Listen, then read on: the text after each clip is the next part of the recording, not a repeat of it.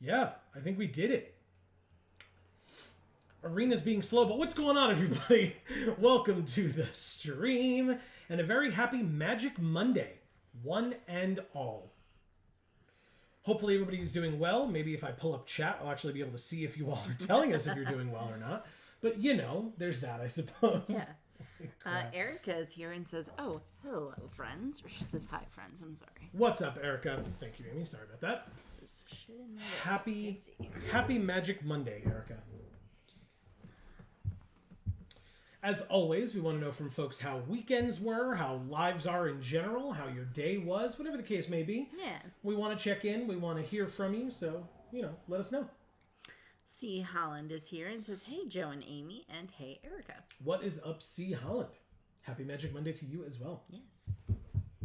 I'm having issues over here. Okay. I've noticed. I had hair in my mouth right at the beginning of the stream, huh? That's how this is going to be. I genuinely don't know what's happening here with Arena. Yeah. Maybe you should close it and open it again. Did you crash? Don't worry, everybody. Whenever a new set comes out, Arena works perfectly every time. Never a concern.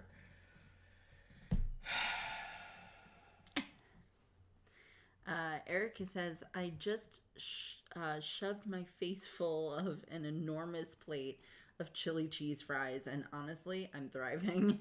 Yeah. That sounds like chili cheese fries are the best. That sounds like you and your friend the other night with the French fries Yeah. over here. Oh my god.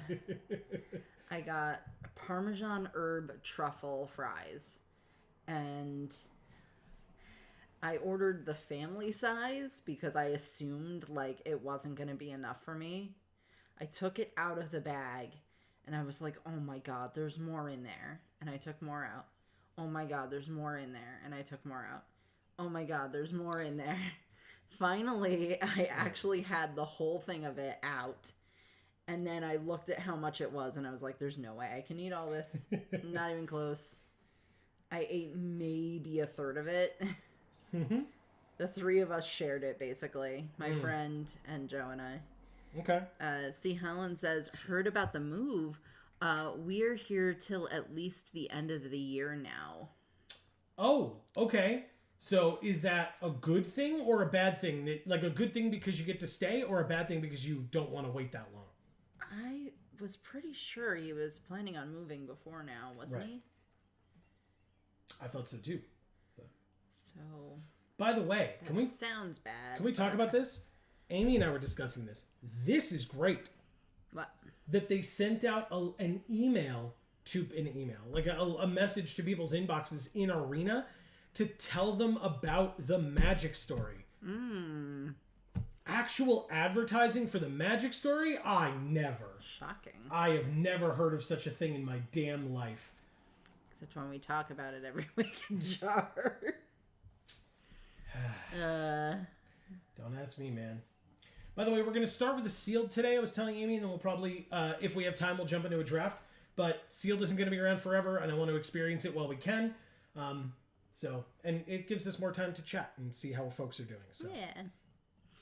Yeah. C. Helen says, Erica says, "Also, I spent my weekend crying at Final Fantasy XIV and deciding that the end of the Shadowbringers expansion is actually peak video game fiction." Okay.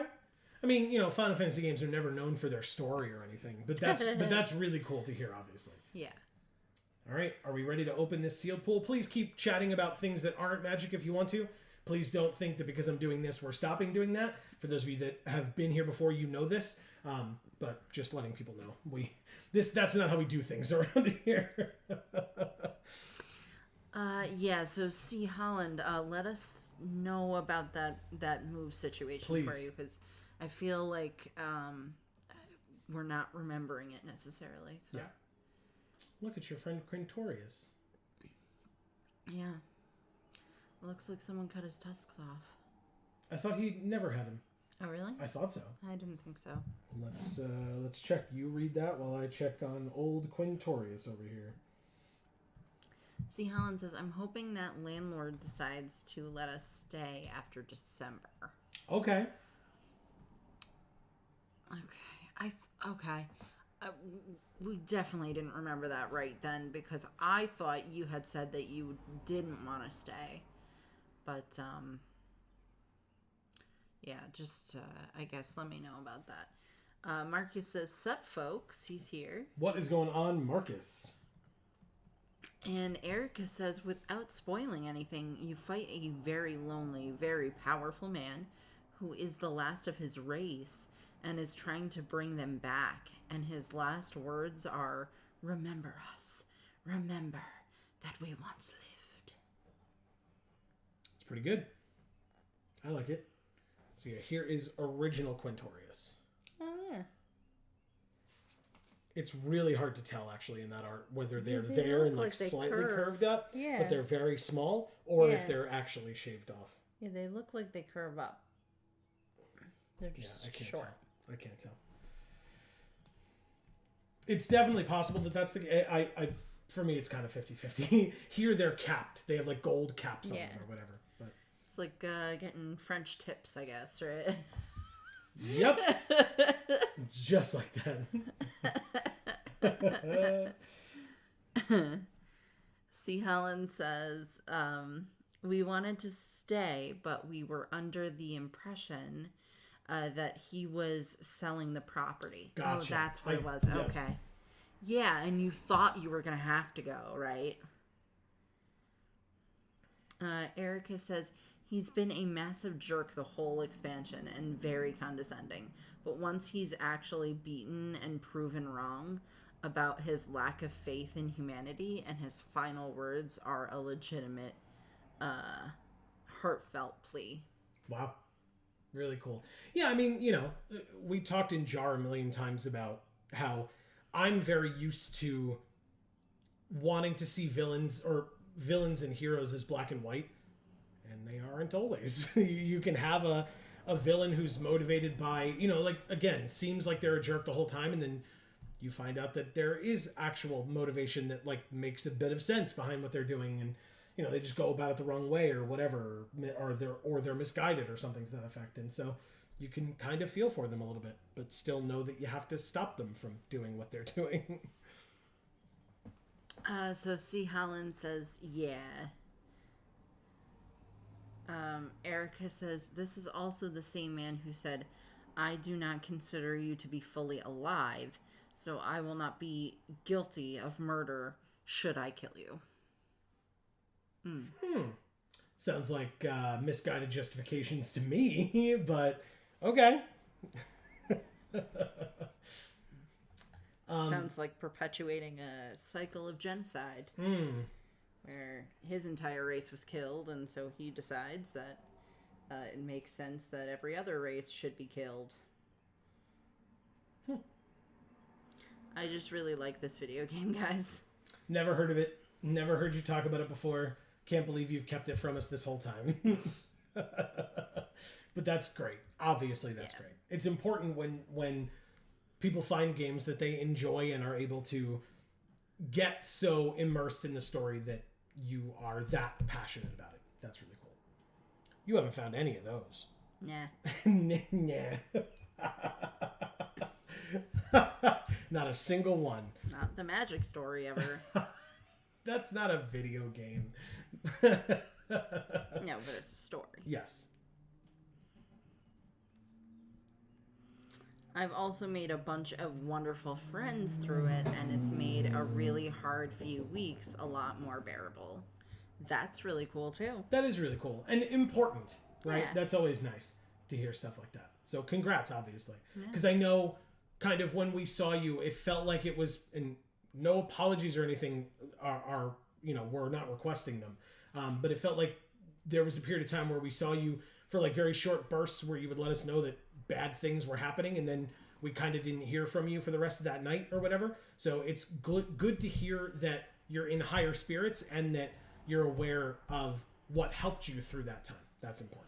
Yeah, and that you have a support system in people, right? Because a video game is a support system for as long as you're playing the video game. But meeting people who are a good support system is a good way to continue that support. Yes. And like you said, if the last few weeks were not so bearable, but they became more bearable by it, then in the future, when you have something going on, that'll be more bearable too, if you keep those people in your life. That's right. Jayanna is here and says, Merry Magic Monday, Magical Maniacs, with stars and a sunflower. Awesome. She says, how is everyone doing on this marvelous Monday? I mean, I'm pretty good. Yeah, I'm doing good. I've got my Witherbloom shirt on. For Jayanna and anyone else that enjoys Witherbloom, but specifically I'll try Jayanna. to get close. I can't see myself. It's gonna get. Don't have. Yeah, just if you lean your head back, it'll be better because it's shadowy. If you lean your head forward, Can you guys see it? should be able to. Again, if you. It's Witherbloom. Here's Dina over here. Just a rando student over here. Yeah, like doing spells. And is that a pest there? Yes, it is. You can see the teeth right there. So there's a pest right here. I couldn't tell. All right. Before you keep reading, folks, I am just going to open this sealed pool so we see what's going on here. So we can get this started because I do want to keep hearing from all of you. That's why we're here. Well, I mean, yeah. I'll play 3 mythics on color. Sure. Very nice. In fact, well, not black, I guess. We can't play Atris. We could literally play every card. I don't think we're going to convoke City on Fire, but I also don't think we're going to Karuga the Macro Sage here, but Zerga and Ojitai, 5-mana 4/4 flying haste, hexproof as long as it entered the battlefield this turn. And whenever one or more dragons you control, which we probably won't have many, if any, deal combat damage to a player or battle. Obviously, this counts itself. Look at the top 3 cards of your library, put one of them into your hand, and the rest in the bottom of your library in any order. You may return one of those dragons to its owner's hand so that you get the enter the battlefield ability again. That can include this one. So it has pseudo Blitz. It's not Blitz. Whatever the hell it was called in Tarkir, where they would come in, do a thing, and then go away. And this can basically pseudo do that to itself so that it can then come back in, still have haste, and have hexproof as long as it enters the battlefield this turn, so they can never interact with it if you just keep doing that ability over and over again. Mm. Dash. Thank you, Erica. Thank you. Dash. Yeah. And we have Urbrask, and we have Sword of Once and Future. So, I mean, we can look at the rest of... Awesome. Yeah, we can look at the rest. Oh, and plus 2 more because of the Multiverse Legend cards. Wow. So, all right. So, feel free to do that. I'm just going to look through our red, blue, and white cards for no reason at all. Erica says, hey, Jay, with a heart to Jayanna. Jayanna says, hey, Erica, with a yellow heart.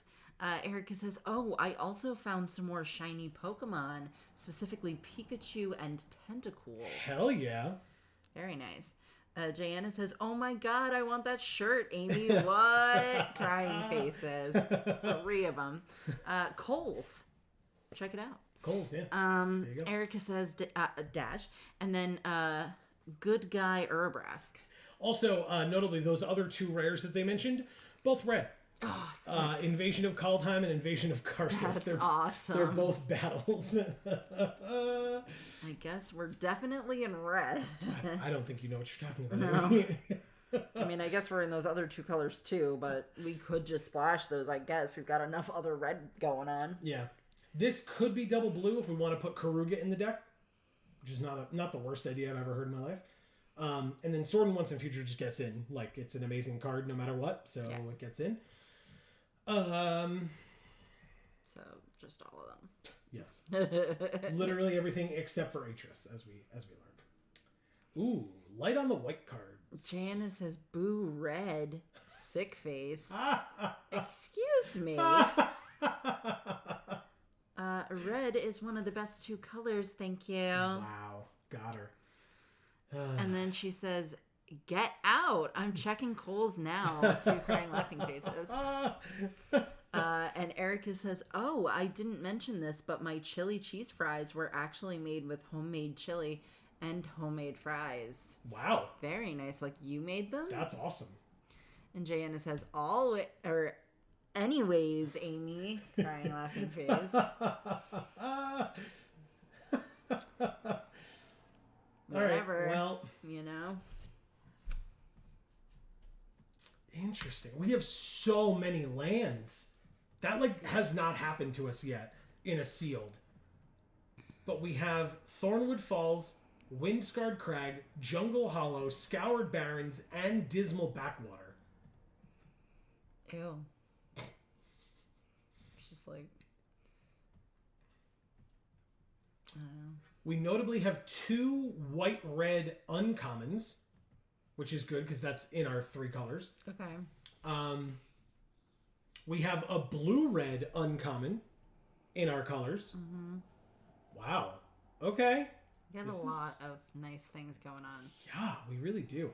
All right, so let's do this basically. We know we're going to do these things. We're probably doing Karuga. No, I don't want to set it as my companion. I can check later, but I doubt it. Put the land in that we need. Invasion of Pyrulia gets in. See, Helen says, "Red for life. It goes faster." Yeah. Hell yeah. Gianna says, "It does go faster." 2 crying laughing faces. "Game is over by the 5th round, but grr, lol." Fair enough. I don't want the Aki Scrap Chomper. I don't care as much about Beantown Beatstick, do I? Deals combat damage to a player or battle, make a treasure. +1/+0 and Menace, equip 2? Yeah, sure, why not? Do I care about this? No, we've had extensive discussions on this card. I'm not a fan. Don't care about that one. I definitely want a Volcanic Spite. That's a good one. Ren's Resolve is fine. I might come back to it. I don't like Hanger Scrounger. This one's incredible. And we can pay the white. Nice. I would pay 2 life because it's just a great card on the other side, but I won't have to. Invasion of Kaldheim. Exile all cards from your hand, then draw that many. Until the end of your next turn, you may play cards exiled this way. And on the other side, if we discard a land, it deals 2 damage to any target. Whenever we discard a land, exile the top card of your library, you may play that card this turn.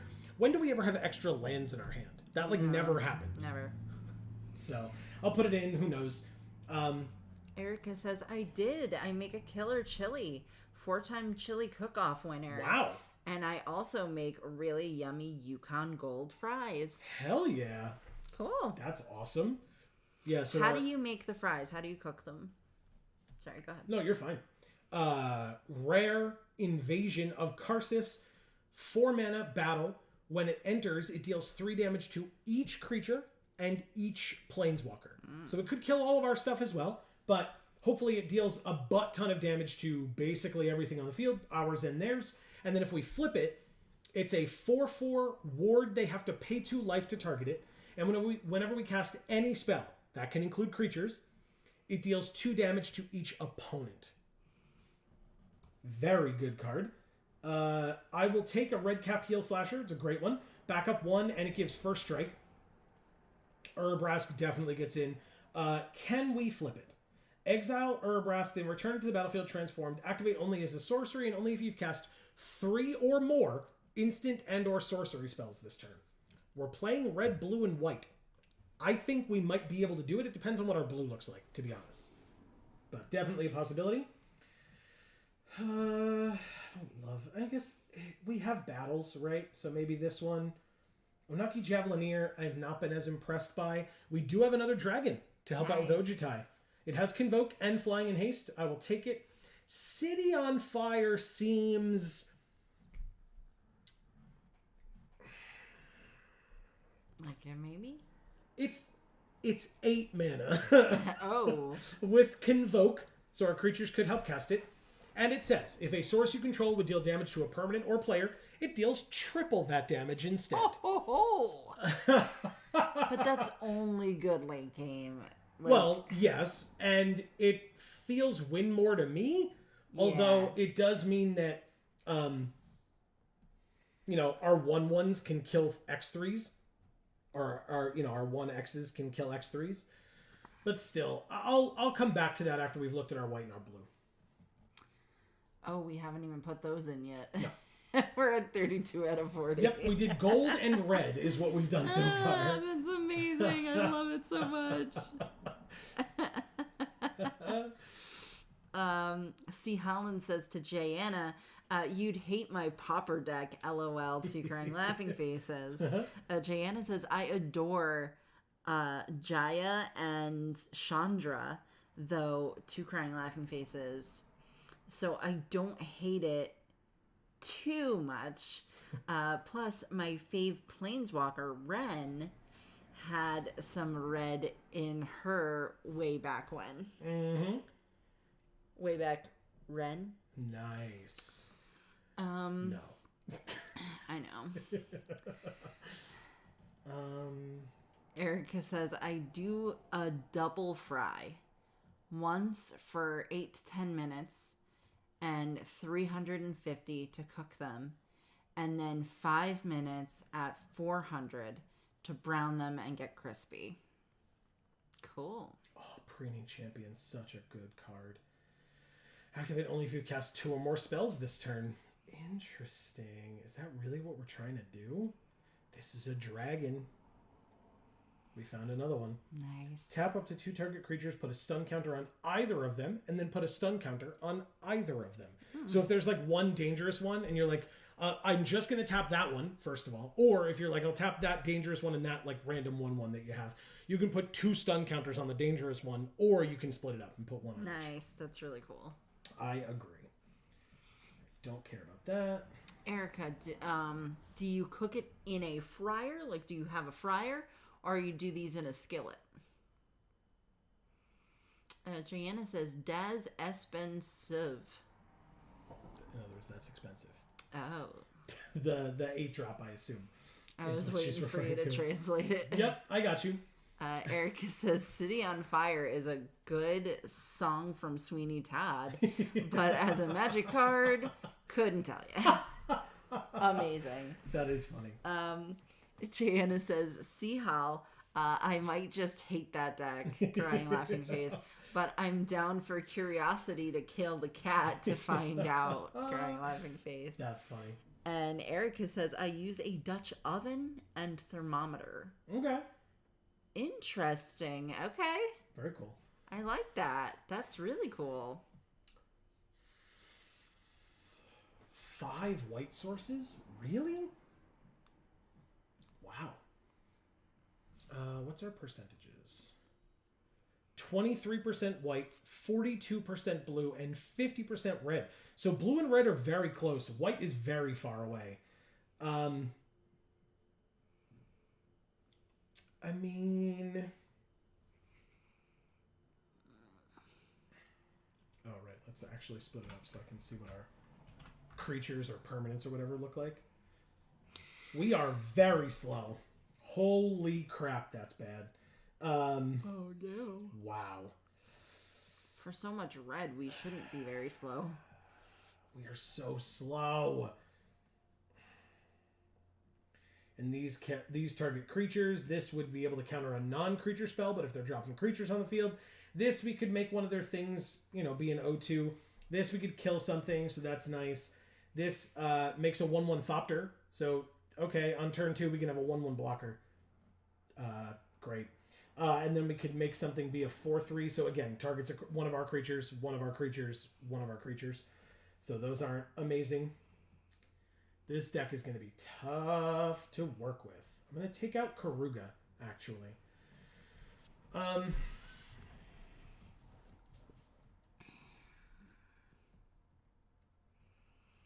Invasion of Kylem seems interesting. So Kylem, if you recall, is the plane from... Do you remember what set? Battle Bond. Oh, sick. And so it's very flavorful because when this battle enters...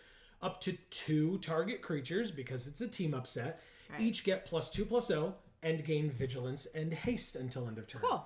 And then when it flips over, it's a sorcery that says create 2 3/2 and red and white warrior creature tokens that say whenever this creature and at least one other creature token attack, put a +1/+1 counter on this creature. Cool. And since they both have that, if you attack with both of them, they attack as 4/3s that turn. It's pretty sick. And then the next turn, 5/4s, etc. Yeah, I like that a lot. Right? We already talked about the invasion of Kaldheim. The invasion of Karsus we talked about, and we talked about Urabrask. Okay. I love how... Wait, why? Oh, because it flips into an enchantment, and it flips into a sorcery, whereas this flips into a creature. I was like, why are 2 battles down here and 1 up here? Actually, 3 battles down here. Yeah. But this one... Oh, because this one flips into a vehicle, which is not a creature. Yeah. Got it. I solved the mystery, everybody. It's fine. When this flips over, it's equal to the number of artifacts we control. All right, so maybe we get rid of that one too. Not good enough. We will literally have like 2 artifacts. Like, or 3 if we count the one that it will make. 4? Whatever. It doesn't matter. Not good enough. Erica says, so this is tangentially related to Magic.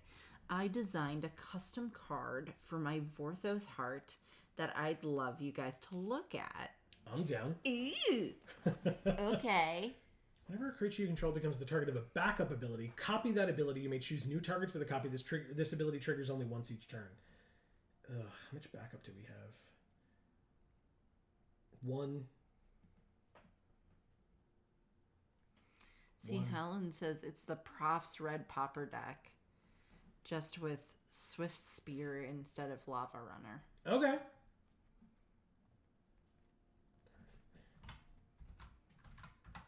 Is that just another 3-drop creature? Yeah, and it's got backup, but still, it's a 3. Maybe we get rid of this thing. It attacks as an 8/3 if it's attacking a battle. But still, I think we cut that one. We can keep all these other ones. Do we want to check the pool for just like a random 1-drop or 2-drop actual creature that we have that maybe doesn't even do anything but be a low drop? I mean, this thing is a 1/2, but that's our very splash color. This thing is a 2-drop flash enchant creature. This is a 2-drop 2/3 defender. And in red, we've got these stupid scrap chompers that I hate as our 1. This could be a 2-mana 1/3. I don't hate that. I mean, I do, but it's whatever. It's got haste. Yeah, but we're not going to attack with it. Like, the whole point, if we're putting it in, we're putting it in to be defensive, not offensive. I guess that's true. But it does tap to give another target creature haste until end of turn. So we get, like, late game, we just play something big and then give it haste. Although 2 of our big things already have haste, these 2. Yeah. And this is our Plains Cycler. So if we get it early, we're just cycling it to make a Plains anyway. And if we're playing it late, we care about it more for the fact that it's going to take their best creature and steal it, as opposed to the fact that it's a 3/4 for 6, which is not a great rate for that mana cost, but it steals one of their things. So Erica says, all right, I sent you the card via Discord. Oh, great. It doesn't have an image, so it's just the text, but I hope you still like it. Gotcha.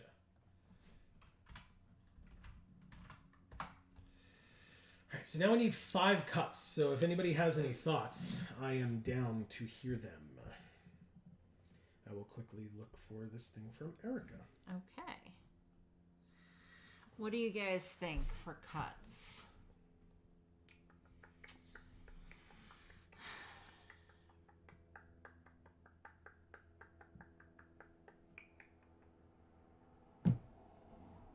Okay.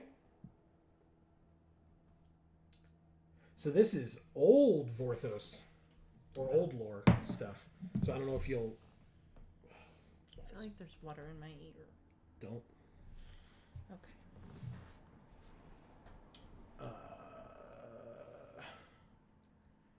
What is Wicked Slumber? No, we want that. We kind of want that too. Person that might cut Beantown Beat Stick. Look at you, Erica.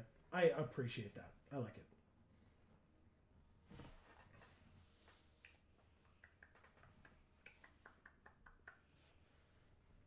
So what does this say? Literally cares about instant and sorcery spells specifically. So yeah, I mean, we are basically saying that we're probably not going to flip this ever, but that's fine if we don't. because it's still a 4/4 first strike, that whenever we cast an instant or a sorcery, they take 1 and we get a red. So, I'm okay with that for sure. But we do have a lot of like 2-drop instant and sorceries for that reason. This gets cheaper if we're targeting an attacking creature. So, there's that.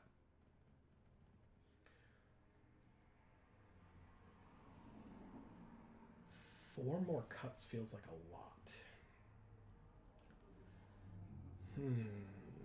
That's really cool. Right? I like it a lot.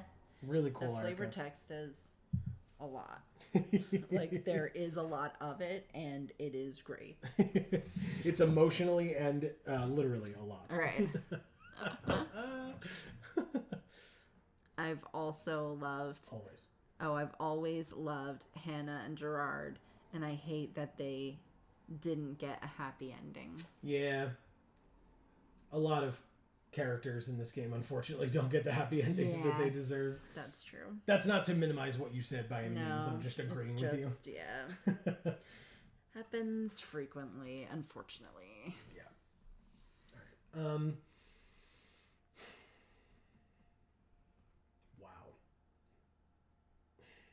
What do we do with this deck?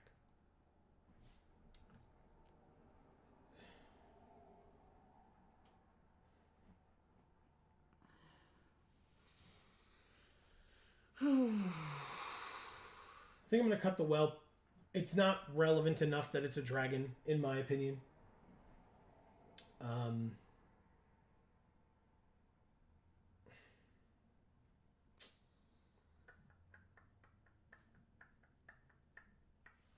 Like, this card's good enough on its own. I don't need to have force dragons into my deck to the detriment of my deck, because this card's just good enough as a 4/4 flying haste for 5 that has hexproof as long as it enters the battlefield this turn. Attack them, hopefully hit them, and then bounce it back to our hand to play it again later whenever the hell we feel like it. So, I'm okay with that. Maybe because of that I don't need this either.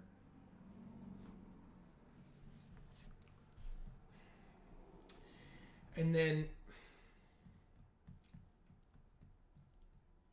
So... Hear me out. Oh no.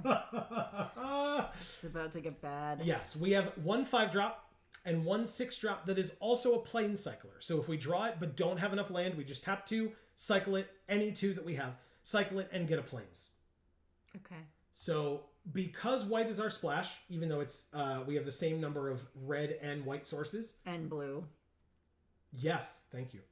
What if we just go like this, cut one of these, even though it's a 1-drop, because we already put in these 2 2-drops as well. Yeah. And go like that. Hold on. Whoops. Nope, not that. This. 33, 38, 42. So actually, because we have the plane cycler, we actually go like that. Okay. I was going to say, I don't know if I like that or not. Yeah. I'm pretty sure I don't. Oh, our faces are blocking the lines. Thank you, Marcus. We have 4 plains, 6 islands, 5 mountains, and a single wind-scarred crag for white and red, which means we have 6 red sources, now 5 white sources if you don't count the plane cycling, and 6 blue sources. Right. But that would be my suggestion for how we put these lands in this deck. So that's, again, if you count this, 6 white, 6 blue, 6 red. See, Holland is sweating and biting his nails. So yeah, I cut 1 plains, so we have 4 plains, 6 islands, 5 mountains, and a wind-scarred crag. I'm so itchy. Let's go like this and like this. Erica says, one of my favorite pieces of flavor text is from Yawgmoth's Vile Offering. God bless you. Another, here you go. Oh, are we doing this as our deck box again? I guess. I mean, I don't really want to do that. Oh, okay. Well, it's either that or one of our black cards or one of our green cards. Yeah. So check out the black cards. Obviously, it's the bicycle. Okay. Or, do you like any of the greens? It's the bicycle. Okay. You know what? The buggy. Okay, the buggy. No, a bicycle, not a buggy. They're different. Shut up. Shut up. Okay, shutting up. Amazing. Thank you. That's really funny. And if I had that bug, I would ride it. Do we want different card sleeves? Oh, do we have right now? By the way, this is from the original set, not from this new set, and he does have no tusks there with the gold caps. So there we go.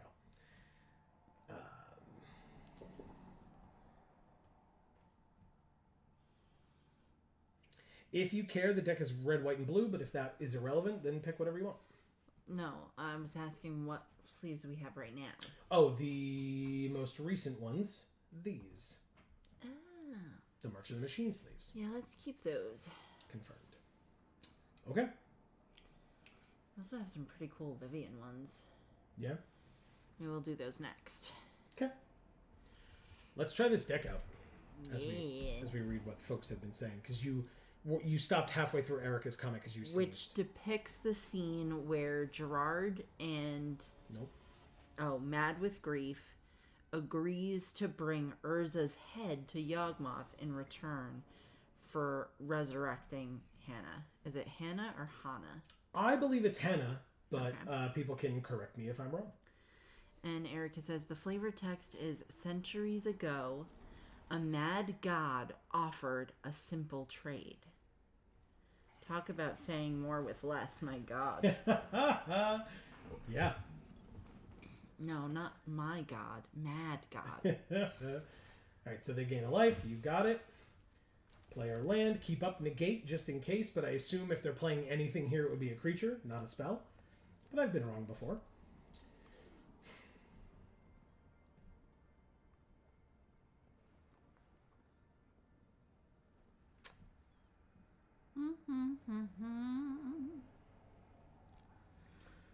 Notably, no creatures in our hand. We do have this sword, though. So, there's that. Yeah, see, it's a creature. That's a good card. Ooh, we have all three colors now. Nice. All right. Let's play a mythic. That gives pro-black, by the way. Whew! Yeah, baby. Death touch be damned. On a black creature, at least. Erica says, Gerard made a lot of questionable decisions, but I'm just a sucker for a high fantasy love story. Fair enough. Do we do this now? It's at instant speed. So, pass. Put mana into them before you, like mana and or cards, before you attack. Jayanna says, love me some pro-black. 2 heart faces. Oh, shit. Oh, well.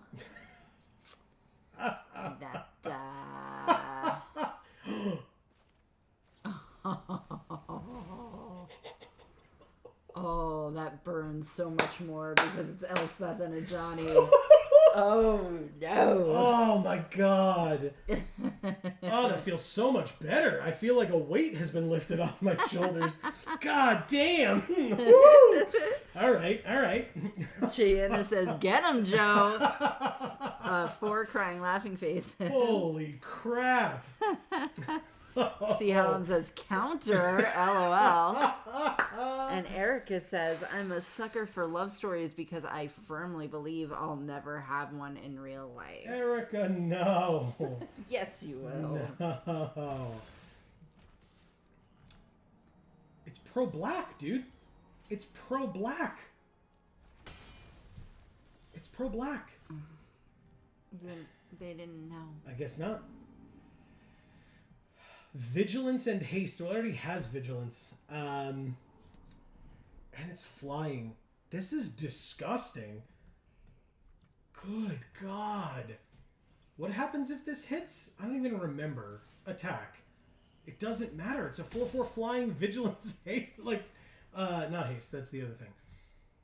Surveil 2. Then you may cast an instant or a sorcery with mana value 2 or less from your graveyard, negate, which I'm not going to do, without paying its mana cost. If that spell would be put into the graveyard, exile it instead. 1, 2, 3, 4, 5, 6. So this would be our 6th land for this card. But I am going to put them in that order. I'm not going to cast negate to counter my own things. Thank you. Instant, instant, instant. I'm not going to play the battle, although it has 5. So yeah, next turn, if they don't play a thing to block this, we can attack the battle and flip it immediately. End our turn. I can't believe we countered it, Elspeth. Holy That's shit. insane. So gross. That was pure luck, too. There's no way I didn't purposefully leave that up. Like, it just didn't happen. Wow. Erica says, our opponent appears to have been so tilted by us countering Elspeth that their brain has simply refused to perceive truth. Oh, that's a good card, too. Where are they putting the counter, though? On the 5/5? Oh, Wicked Slumber got so much better. Wicked Slumber. This one. And this one. Auto pay the 4. Put a stun counter on this one. And then a stun counter on this one. You got it. It has all the counters on it. Jana says, rage can make a beach blind. Crying laughing face. Right? Alright, so here's the battle. This one. Submit 1. Attack the battle. Flip it. Get 2 3/2s. Yes, I will cast it. Thank you for asking. I will... Oh, I can make a 2/2. Sure. I don't need the 6/4 this turn. I'm not that worried about it. So yeah, we got it. Go wide, my creatures. Erica says, and like, to be fair, if my Elspeth got countered, I would have simply uninstalled Arena and found a new hobby.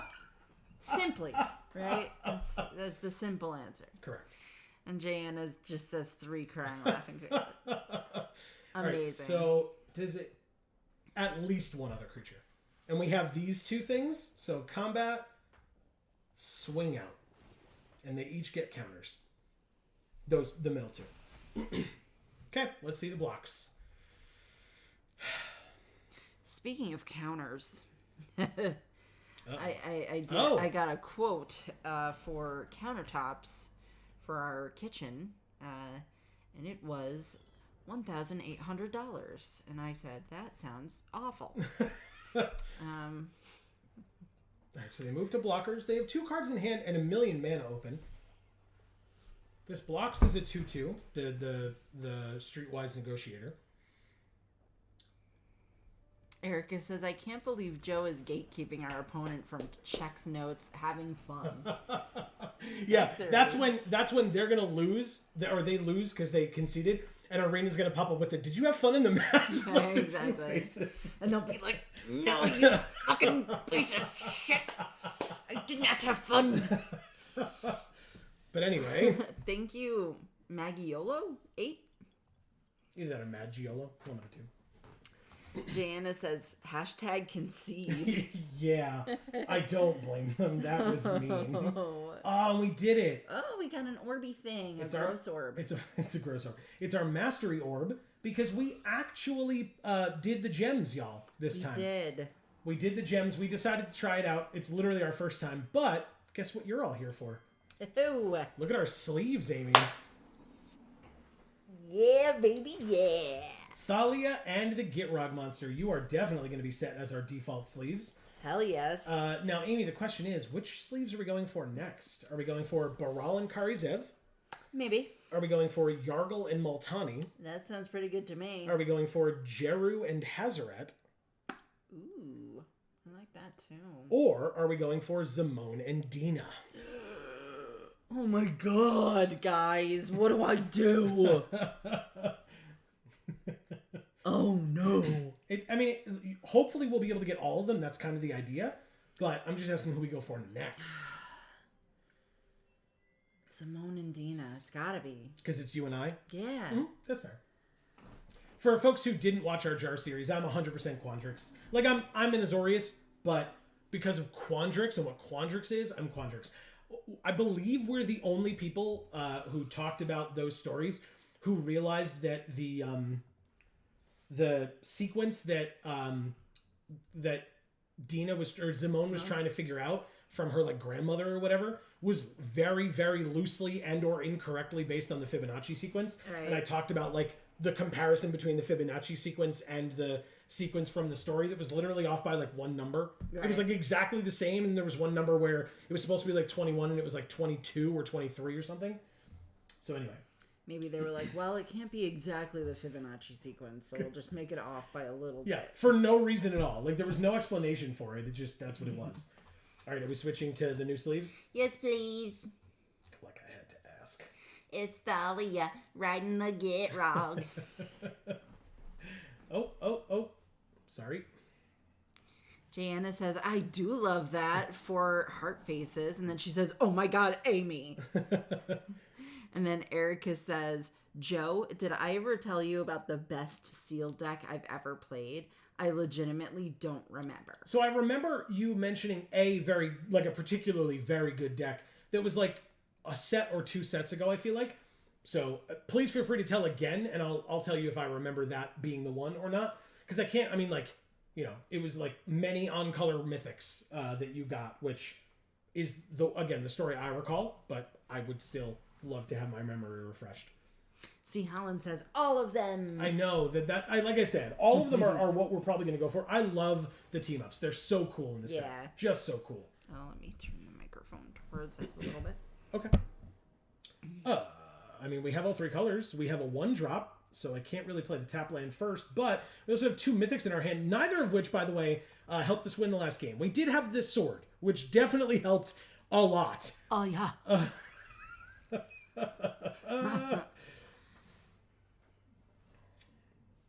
Jana says, I love the froggies. 2 crying faces.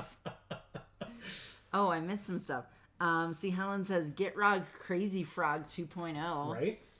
And Erica says, the best one I've ever played was in Theros Beyond Death. Okay. That feels like longer ago that you might not have mentioned it. So, yeah, go for it. All right, so I'm not going to play this one. I'm going to play this because our 3-drop is very good. So I'm going to play this as a tap land, gain a life, and attack for 1. If they have a way of killing it, that's fine. But we got our early drops out, right? Nice. We added these 2 to the deck so that we would have some early interaction. And they've played nothing, notably. So combat, attack for 1 again. Then play the Flying Vigilant Knight. Not frost cycling. That doesn't make sense. Forest cycling. So now they are in... But they still didn't play the forest because they have a Yara. Oh. And we drew Negate. That card has never worked for us before. Combat, 2 in the air with Vigilance. And then I guess we're just going to play Urabrask. Any land that we draw gets a Zergo and Ojitani. That's fucking awesome. Look, it's their pet. You like it? I do. It dances. It's a Phyrexian Spidey. Mm-hmm. Well, thankfully, our 4/4 has First Strike. What does this thing do? I literally didn't read it. Sack another artifact or creature. She deals X damage to target opponent or battle, and you gain X life, where X is the sacked permanent's mana value. And then for 5 in a Phyrexian red, they can transform her into a 5/5, because it would be a 4/4, but she keeps the counter. Okay, so they're going to deal... Whenever she becomes tapped, you may discard a card. If you do, draw a card. Did I miss that? Interesting. Okay. Oh, because they put the backup on there. Got it. That's pretty cool. And they discarded the land cycler, the swamp cycler. But guess what we drew? Oh my god, they're going to take so much damage this turn. Oh, no. Shit. Oh, god. Guys. Oh, god. Look at us. Oh, no. 1 into my hand, and the rest on the bottom of my library in any order. I may return one of those dragons to its owner's hand. I mean, I will. I'm going to take this. Then I'm going to return this to my hand. Holy shit. Oh. So Erica says, so first of all, I opened like 12 removal spells and played all of them. Urabrask is dead, by the way. Fine, because we still have this. All right. Go on. That's a rough one. It's fine. It really is. They get to surveil too, but they're at 8 and we're at 18. I'm still okay. See, Helen says, ouch, LOL. We also have 6 damage in the air, and they have no blockers in the air, so yeah. I mean, attack. They're at 2. Oof. Pass. Wow. Oh, right. I get to get, well, I mean, it's going to be the non-land, I guess. I'm going to return this to my hand. Thanks for asking. Wow, this deck is so gross. Okay. Erica says, but it was the most disgusting synergistic group of creatures ever. Okay. First of all, I had Thassa, Yup. who blinks one of your creatures every end step, as well as 2 Gray Merchant and... of Asphodel? Yeah, perfect. That's Gary. Yo! Gary! that guy. Gary the guy. Yeah. All right, so they're going to gain life. Is that correct? Oh, they transform it. Okay, sure. And when it dies, we sack an artifact or creature. I wonder which one I'm going to sacrifice. Do I have 2 blue sources? I do not. But I have Volcanic Spite, so this is fine. All right, well, I mean, we win. They have no way to block flying. So, combat. Attack. Ayara can do her shenaniganery, if you will. I feel like their avatar looks like they've been burned in a bonfire. Is that Shieldred? Yeah. Each opponent sacks an artifact or creature. That resolves. I'm going to sack my 1/2. And then they deal 2 damage to us. And they gain 2 life. So they go to 4. And then they take 6. Oh boy. We win. Well, thank you, Bonfire. We also had up Volcanic Spite if we want to do 3 damage. In fact, creature, planeswalker, or battle. So we couldn't have hit them. We could have actually hit their creature, and maybe if we'd done it at the end of our turn, then they wouldn't have been able to use Ayara's ability on their turn, but it didn't. Or on our turn, but it really didn't matter. So, anyway. Jesus. Wow. This is a lot. It's only our second game. Things could, I'm not going to get too cocky. Things could absolutely go in a southward direction. So I'm just going to be happy that our deck is doing what it's supposed to be doing. Yes. Off the bat. Erica says, and I also had Illyrios, the uncommon blue legend based on Narcissus, who makes a 3/2 illusion on enter the battlefield. Yeah. Do you remember that card? Yes. I went 3-0, 6-0, and none of the games were even slightly close. That sounds right. Oh shit, this hand is great. What? Any land gets us Invasion of Karsus, which if we haven't flipped this is kind of bad, but even if we don't get white, we just transform this for 2 life. And we have Stasis Field too. This feels great. Okay. Yeah. Even without white, this hand is really nice. Look at their sleeves, Amy. Yeah. Cape. Correct. Oh my god, Erica. She says, oh, congratulations on winning the game or whatever. I don't know. I'm talking about myself. Please, like I haven't done the exact same thing. Amazing. I love you so much, Erica. Oh, this is haste. Yes. Attack you for 2. I was like, oh, I'll play the Printing Champion because it makes 2 creatures. But no, haste with an empty board on their side. That's definitely what I want to be doing. Jana says, that Theros set is one of my faves. Oh my god. Fair enough. And Emilio is here. He says, hello, amazing people. What is up, Emilio? Hello to you, you amazing self. Oh, person. Are we playing you, Emilio? Also. Look at the colors they're playing. Oh my god.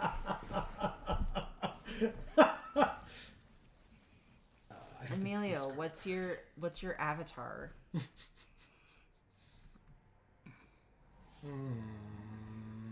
What's your name? I'm going to actually discard Invasion of Karsus, I think. I'll scare them by discarding a rare. I'm just like, whatever. I'll just discard this rare. Who cares? Amazing. Right? That would scare them. Erica says, hi, Emilio. And Emilio says, I actually just started playing Arena again for the first time in about 4 months. There you go. And so what's your avatar and your name? Is it Chudayo or whatever the hell this It's person... Chud Deo. Chudayo. We discard another card. Wow. A lot of hand attack stuff. You know what? I'm going to actually discard the other battle as well because we don't have white yet. So, hopefully, Angelic Intervention helps us out here, but... Oh. Wow. Okay. So, this says... Can attack or block, and its activated abilities can't be activated unless they're mana abilities. Okay. Unfortunate, but fine. Combat. Attack. Like, if they trade with this 1/1 token, you got it. Congrats, you did it. End of the turn. Oh! Holy shit. That's amazing. If we draw white, we're set. So, an interesting interaction. Well, we have to wait a turn. But an interesting interaction for... I didn't know this for years when I played kitchen table, but really lunch table, like school lunch table Magic. Giving... Oh, Jesus. Nice to see. You got it. Giving a creature protection from something means that if it is enchanted with an aura or an enchant creature or whatever of that color, that aura falls off. Oh. So if we give this a +1/+1 counter and pro white, the aura falls off and we get to attack them for 3. And if we flip it, we get to attack them for 4 in the air. Yeah, it's pretty great. Amelia says, I actually, nope, I'm sorry. Nope. Okay. I'm doing it, guys. I swear.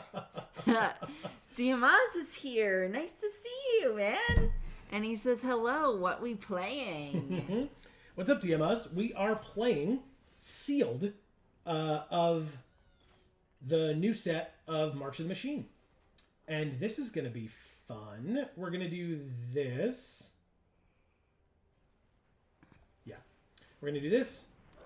Back up on this. Give it first strike. Give it pro white. The aura falls off. And then we attack for 4. Diamaz, how are you, man? What's up? It's been so long. They're at 10. So the next turn, no matter what we draw, we can... Like, they can attack their battle if they really want to. But we can flip our guy without having to pay life, even though we're at 21, so we could if we really wanted to. And play Stasis Field if we really want to, like, turn this 3/1 into an 0/2 without flying. That art, though. This one? It's good, right? It's very good. All right, so their battle goes to 1. What happens if they flip this? It's a 4/4, and it enters as a copy of any creature in a graveyard except as a 4/4 black zombie in addition to its other colors and types. So what would they choose? Preening Champion to make a copy? Oh, no, it would be this to steal something. We drew a land. Okay. So we're just going to go ahead and do that, because no. Let's see what happens. Counterspell? No. Okay. This has to happen at sorcery speed, so I'm going to do it. Let's see if they kill it in response. They don't. Combat. They might have something here. 7 damage. They do have a way of killing it. I don't know why they didn't do it sooner, but that's fine. Surveil 2, I suppose. They put... That's a very good... They have a lot of good removal. They discarded or put into the graveyard Assimilate Essence. Counter target creature or battle unless its controller pays 4. If they do, you incubate 2. All right. I will keep the patented Geek for All Handland. So Emilio says, and I just bought physical Magic cards for the first time in like 5 years. Oh, okay. What? That can't be real. I have no clue what my avatar is. My name is Basic Forest. Basic Forest? That's awesome. Are there even any forests in Esper Control, Emilio? I don't think so. That's how you get them. You name yourself Basic Forest and then play Esper.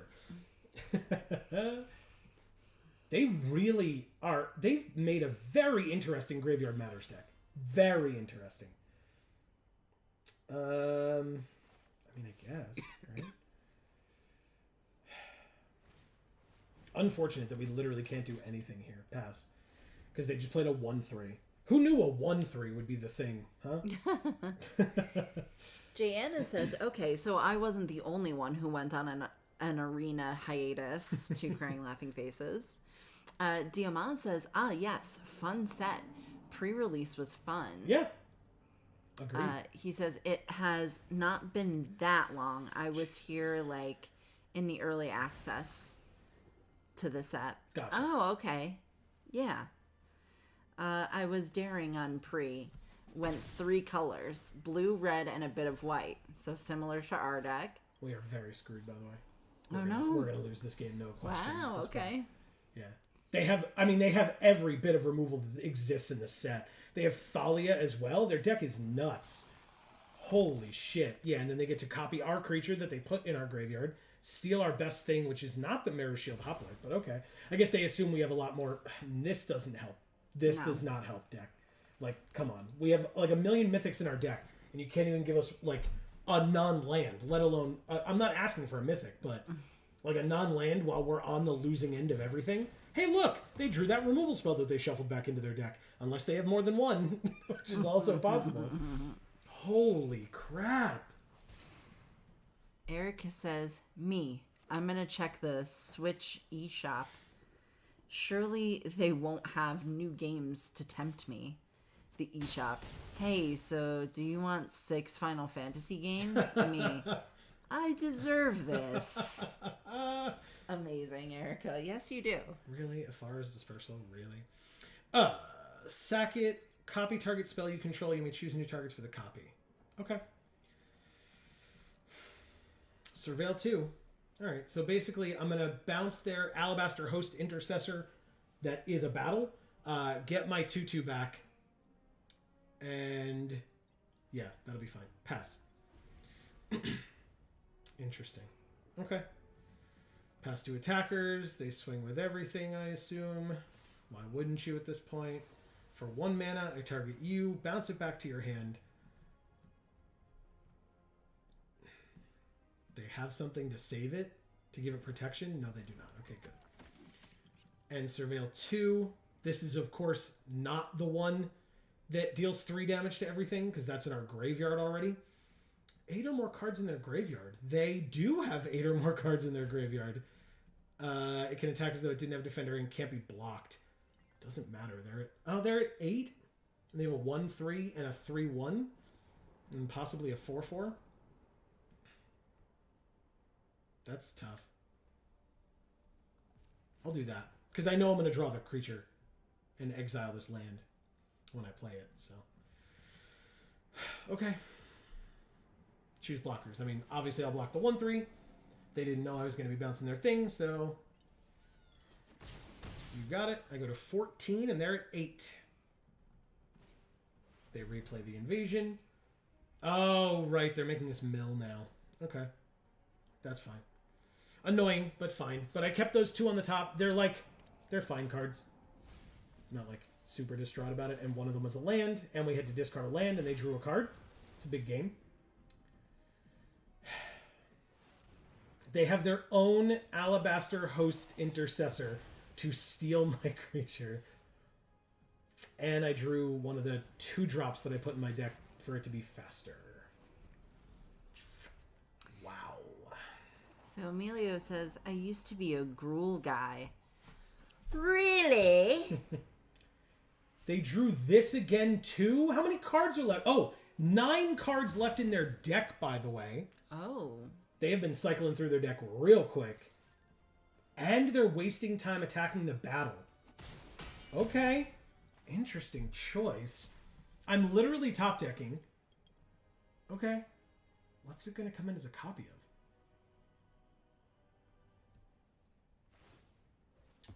They're making 2 of them. Okay. That's going to come in as The Alabaster Host Intercessor doesn't help them here, actually. And they haven't milled, to my knowledge, either of our mythic creatures. So, that's a good sign. I mean, we only have 16 cards left in our deck, so maybe drawing one of them deck might be a thing that would be cool for us to do. Garuda? Whoa. How the hell do they have Garuda? And the other one is Timorat, so they can start gaining some life. They have 5 cards left in their library, by the way. Now they have milled Zurgo and Ojutai. I didn't even know Garuda was in this set. Yeah, it's one of the Multiverse Legends. Of course. Yeah. Notably, Zurgo and Ojutai, 5 mana, which is not even mana cost, which is what Garuda cares about. They picked the wrong thing. Because the other Lazotep Convert could have come in as... Oh no, they haven't done it yet. So they're going to have it come in as Zurgo and Ojutai, but yeah, because you don't have to bounce it. I think it come in as a 4/4 haste. I mean, look, they have a million creatures here. This is like... I don't think there's a card I can draw that saves me here, because even 3 damage to everything, which I believe is already in our graveyard, doesn't help, and, what's his name? Urabrask doesn't help either. It's 1/4/4 first strike, which means I can block one of their things, and then take 4, 5, 6, 7, 8, 9, 10, 11, 12, 13, and die. So... And it's instead a land. Thanks, Arena. And concede. Thank you, Chadeo. That deck was stupid. Very, very stupid. Okay. Gotta face a dumb deck to beat a dumb deck, I suppose. Wow. Our deck is dumb too. I'm not gonna, I'm not, Our deck trying to... is fucking great. Again, yes. But it's also dumb. Do you remember, over an hour ago when you said you were gonna get us water, right after we started? Can we do that? Do you I want? have lots to read still. Okay. Yeah, I know. I was talking about the game. I'm sorry. Go for it. Emilio says, in closed beta for Arena, I was casting Regisaur Alpha a lot. Nice. Okay, that's a big girl thing. With broken wings, Amy, and it's a Nissa. Oh. She doesn't have wings. Ew. His hand is gross. Okay, Mulligan. That's much better. That never happens. Okay. Keep. Ditch this one? Sure. Diamond says, I went to pre hoping to get anything but blue to build. Blue had the most cards and rares. Okay. By the way, I don't remember if you two know Flesh and Blood or not. I am only tangentially aware of it. Yeah. We know of it. This card is such a beating. It's a 2-mana 3/3. It's very annoying. But it's fine.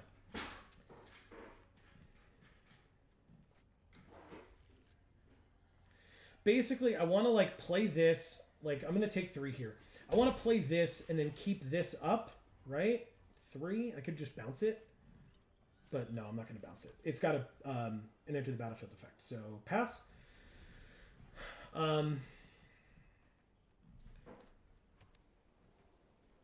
Yeah, I'm basically just hoping to be able to play this, put a counter on here, give it pro green after they attack, and then, or maybe I give it pro red after they attack.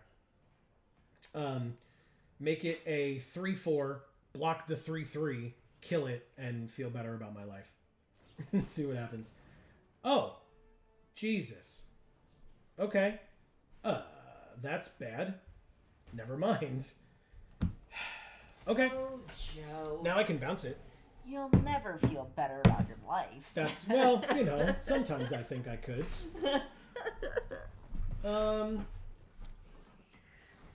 Yeah, whatever. This is worth it. I'll bounce it for 1. Oh, shit. Okay. This is Surveil, though. I don't even have a 4th land, but this has Convoke. Sure, we'll do that. And take my turn. Erica says, also, full disclosure, I'm trying to fix my sleep schedule and have been up since 6 a.m. My time. So if I suddenly become inactive, it's because I dozed off. Fair. Totally fair. And Jana says, night, night, Erica.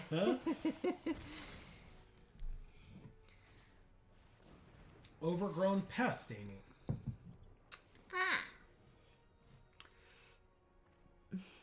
Can we talk about this? I wasn't comfortable saying it during the early access stream because, like, while they don't tell us that we can or can't say certain things, I feel compelled not to say certain things. Oh. Just because, like, for our brand, it doesn't make me comfortable. The art for this pest makes it look like a circumcised penis. Oh, yeah. Oh, yeah. I mean, just, throwing that one out there. It does. It definitely does. I mean, I've never seen a penis with that many teeth before, but, I'm not going to judge it. Oh, God. Emilio says, I have to head out. Is it because of the penis thing? But I wanted to stop and say hi. Have a good night, everyone. Well, Emilio, as always, we appreciate you being here. Thanks so much for stopping in, because that's really cool of you. Yeah. We love you. Have a good night.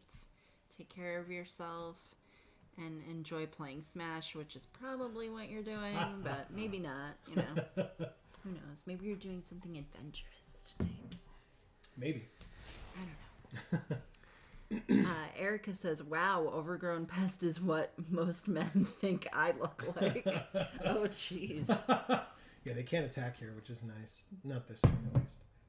Oh, itchy. Okay. C. Helen says, overgrown pest NFTs. Let's tap the 3-1 and the 1-3, which attacks or blocks or whatever is a 3-3. So we'll go like this and like this. Auto pay by tapping that one. Who gives a damn? And I'll put a stun counter on each of them because why not? Yes, no. This one and this one. What's this in their hand? Why do they have Itali? Why have they shown this to me? Oh. That is terrifying. What did they play that showed this to me? Was it this? Yes, it was. Double-faced card. Okay, Itali is in their hand for 7 mana. Okay.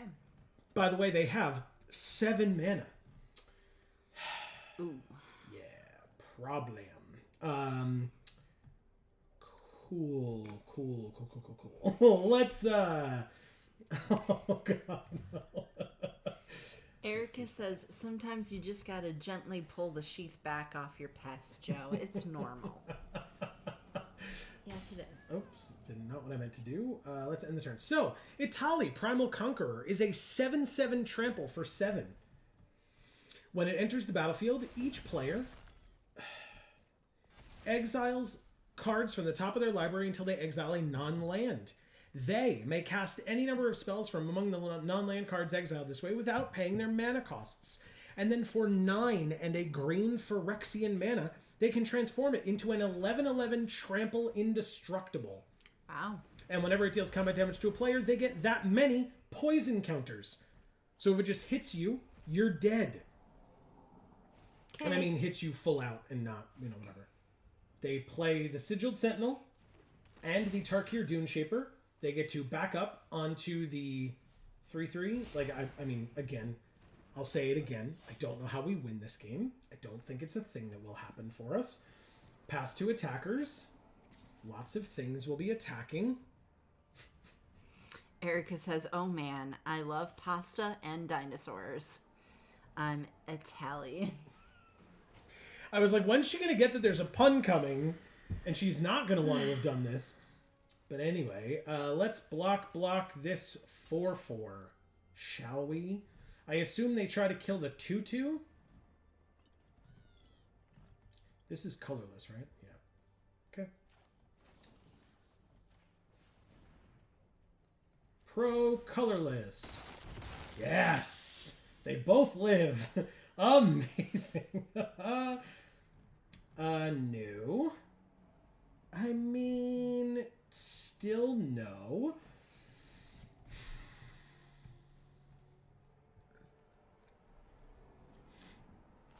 Okay. Let's play Urabrask, I guess. This has vigilance, so attack, please. They're at 13.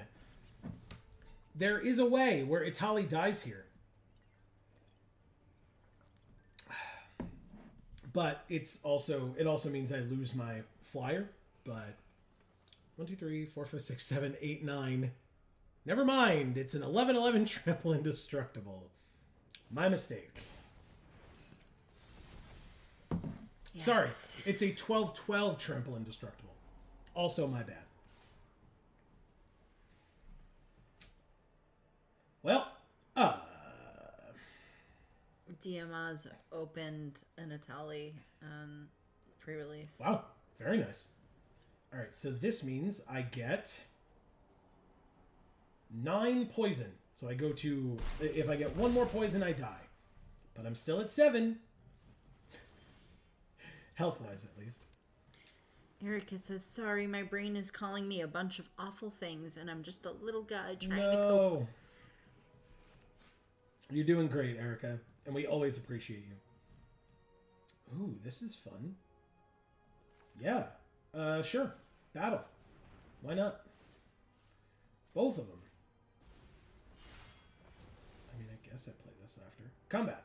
Swing at you for exactly 11.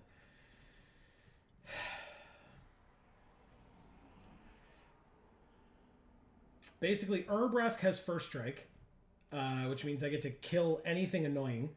And then they still, like, if they block with everything, Urbrask probably dies. But if they don't, he doesn't.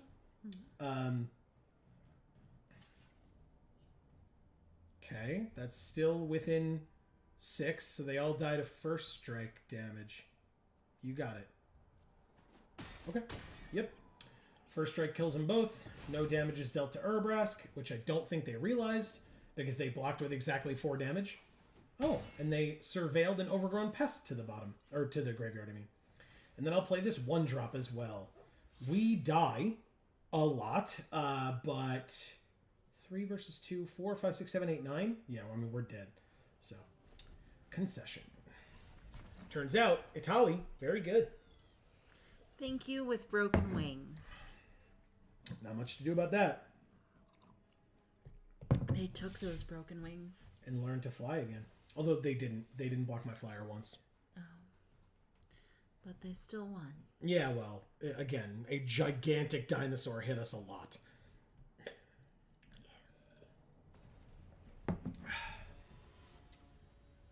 SC seed. The fuck? Doesn't make sense to you, Amy? No. This hand could be good, but it's not. This hand is good. Keep. And ditch this again, I guess? Makes sense to me. Erica, by that statement, were you, like, being somebody else, or were you saying that about yourself? Like, is it actually you that is experiencing that? Because you said little guy, and so I just wasn't sure. Ooh, do I get to kill it? I get to kill it. You gain 3 life, and then it dies. Goodbye. Put a card into my library? No need. Decline. Thank you for asking. It's a land. I'm gonna... sure. It's the yarn ball buggy crab guy. It's I forget his name. He's awesome. Skrelv. His name is Skrelv. A bloated processor. Well, it's a black card, so there's this, I guess. This... Combat. Attack. I assume they don't block here. Do it. Do it. Yes. Holy shit, that's great. Pro black, please. Oh, boy. Okay. Gross. Incubate X. You got it. Incubate 3. I mean, I have Sword of Once and Future here. That's fun. That is fun. Hey, a Death Toucher. You know what happens when people play Death Touch creatures against this Sword of Once and Future? First strike, though. Yeah, this first. Yes. Okay, well, I mean, you know, that's a thing. And this has first strike, so we just keep that up against the Death Toucher if they don't block here, which I assume they don't. Because, first strike. Yeah. Diamaz says, by the way, you saw the Aftermath spoilers? So, no, because they're not spoilers, they're leaks. So, and there's a lot of stories going around about that today. I discard 2 cards. There goes Sword of Once and Future. There's a lot of annoying, and of course we drew the land. There's a lot of annoying discard stuff in this set. I won't lie. I guess I end my turn. So yeah, there's so no, I have not seen that because we also still haven't read the stories from this set yet. So I don't want to look at Aftermath stuff because it's just going to spoil the stories for this set as well. Right. So, no. So sorry, Diaz, but we are very unaware of that, and we'd like to stay that way as much as possible. Yeah. This is frustrating, deck. Come on. I know I just discarded, 2 very good cards, but... Fuck me. Sure, a 7/6 flyer. This is such a good deck. What's happening? We're gonna lose. Yep, we sure are. What the fuck, Arena? Good job, Arena. Good stuff.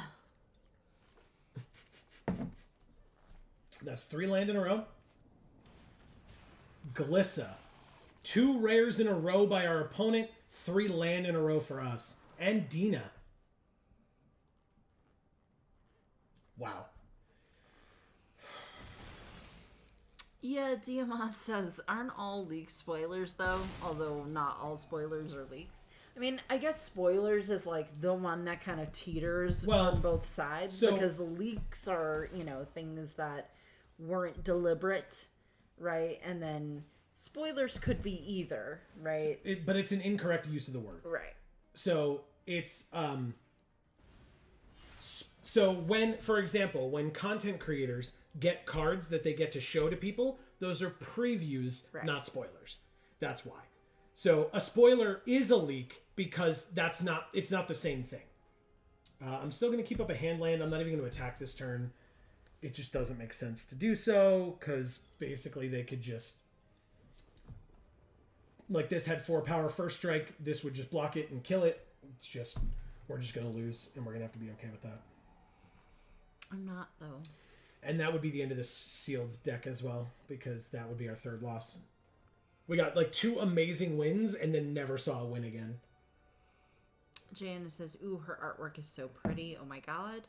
Oh, Dina's? Yeah. Yeah, and she says, Erica, you are a beautiful sunflower with 3 heart faces. The Gilded Lotus. Right? Yes, for sure. Right.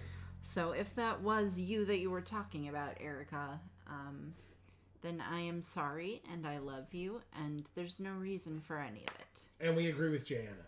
Yes, come back to us. Come back. It's okay. Yeah. We love you. Why are they thinking so hard? You have this game won 6 different ways. Are they really afraid of the hand land? They're not. Maybe. No, there's no way. Diamaz says, I just assumed it had the same or similar meaning to spoilers to other medias. Yeah, which is fair, right? Because, again, words have meaning. It's just like I said. And it's not anybody's fault, but a lot of people call them spoilers. They're previews. That's why when a content creator gets them, they're preview cards, not spoiler cards, right? So, when a leak happens, it's an illegal thing that has occurred, which is why the discussion that was going on today is that Wizards hired a private investigator to find out who the person was that leaked the stuff. I'm not familiar with Pennington or whatever it is that is a private investigator firm, but apparently a lot of people have strong feelings about them. I'm not aware. So if people are aware of that story, you can let me know as well. But Wizards as a business has every right to pursue their IP and why it was improperly leaked. Right. So, yeah. I want to know what someone's incentive is for leaking stuff. What are they really getting out of it? Clout, views, and depending on how they got it, that could create things for them in the future as well. Obviously, Wizards will never work with them again. No matter what. No matter what. Yeah, this person's deck is insane. And we've drawn 4 land in a row.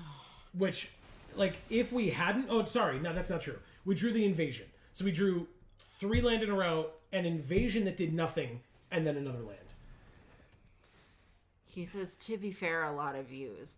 Yeah, but lot like of they're views. gonna find out who you are. You're gonna lose your job. You're never gonna get They to don't. work there They again. don't work for Wizards. That's not what I'm saying, right? A lot of people get cards for a lot of different reasons. So I've seen bits and pieces of this story today. I haven't seen the whole thing, but Wizards contracts with a lot of people as well. Yeah. So it could be somebody that works for a distribution center that gets those cards early, and then they decide, oh well, I have a YouTube channel, or I know somebody that has a YouTube channel. Wow. 5 of their creatures have first strike death touch right now. Oh my god. Which is basically unbeatable. And they all have 3 or more power thanks to this Kami of Whispered Hopes, because all the incubate tokens that they make with 2 counters on them actually come with 3 instead. And there's literally nothing I can do about it. So 7, 8, 9 in the air, 10, 11, 12, 13, 14, 15, 16, 17, 18, 19, 20, 21. So we're dead no matter what I do. So I might as well block Glissa to make myself feel better. And we die. That's the end of this sealed. Thanks, Arena. Like, there's no way every person that's playing sealed right now had decks that were as busted as the 3 that we lost to. I just can't. No. I can't believe that. But I guess. Oh, I'm sorry. I don't know how to say their name anyway. Damn it. Oh, right. SC Seed. Okay. That really sucks. Yep, This we was went an 2 and 3. incredible deck. Yep. I am furious at this. Can't Actually disagree. furious. Can't disagree. And I don't think that's ever happened. And oh, it definitely has. It definitely has. And Where I've been furious that I we've see. lost. Sorry, I thought you meant that we've had an amazing deck and lost No. with it. No. By the way, those 4 land out of 5 cards, we're playing 16 land. And we didn't use our plane cycler, so it's not even like we had an extra land from a non-land card. Well, that is the end of this sealed. Let's move on to draft as promised. It is 9:30, so 600 gems in 3 packs. That sucks so much. Let's try a draft, shall we? This art. Yeah. I know. It's real good. See, Howland says Mark R is obviously behind the scenes making you lose. LOL. Making sure I lose. And yeah, Mark Rosewater definitely has nothing better to do this time. Yeah. Diamaz says, can I just say that there is some cool arts and interesting legends? Sure. We're playing against Pax? Oh, shit. Well, there's the other Urabrask. Oh. And Kogla and Yadaro. So we have a mythic and a rare in this pack. Okay. I actually don't know which of these I want. It's a 6 mana 7/7, it fights or gains trample and haste, or a 5 mana 4/4, all our creatures have haste and all of their creatures enter the battlefield tapped. Wow. I Okay. think it's Urabrask. I think so too. Diamaz says, well, it's a good thing that I can say it because I just said it. Not a problem. So yeah, weird. Like, because basically, if we don't take this, the person we pass it to does. Yeah. And they're probably just going to take this, depending on Right. what they pick one. Because this is also obviously a very good card. It's a little expensive, but it's a great removal spell. Tandem Takedown, also an insane card. Wow. Yeah. That's a lot of good stuff in this one pack. Yeah. Diamaz says, I got so jealous during pre-release though. Oh, yeah? Invasion of Ixalan. Look at the top 5. You may reveal a permanent from among them, put it into your hand, the rest in the bottom in a random order. Then if you deal 4 damage to this, it flips into a 4/3 trample. Whenever you cast a spell, it gains indestructible until end of turn. Notably, backup 1 and double strike. Yes, that one, please. Because we're already in red. No need to spec into a second color. This one's not better than this drastically, where we're like, oh, but it feels bad. No, absolutely not. This is the card. 100%. I was going to say, if we take the green one, then the guy next to us, we can cut all of his Yes, rule except cards. right. Except then in pack 2 we get screwed over. Right, yeah. Right. Like, so I'm okay with sticking to red. We can cut them in red, and that means that they can't profitably play Kogla and Yudaro because you're not really going to splash for a double red card. Yeah. Okay. So that's what we'll cut them from. But Dima Oh. says there is this one guy that got old Shieldred with cool art and the monkey. Oh, and the monkey. Oh, nice. That expensive monkey. Another one got Elish Norn. I wanted so much. By the way, I'm taking Seal from Existence. Incredible card. Giganta is literally just going to be a 5-mana 5/5 because we're not playing 5 colors. I don't care. But we're going to play Seal from Existence. So I'm going to be red-white, at least hopefully. Obviously, if no more white comes around, I won't. But this seems like a signal to me. It's a very good card. Ragavan, by the way, is the expensive monkey. Yeah, 2 Seal from Existence in a row. Feels like we might be able to play white. Yeah. Yep. Okay. Wow. This card is good, by the way, with a backup deck, but I mean, it's this one. Yeah. Wow. Also, if we get more cut shorts, I'll play those too. Just to have a white be all our removal. Sounds good. Phyrexian Censor. I hate this card. It's very annoying to deal with, so I just don't like it. See, Helen says nice.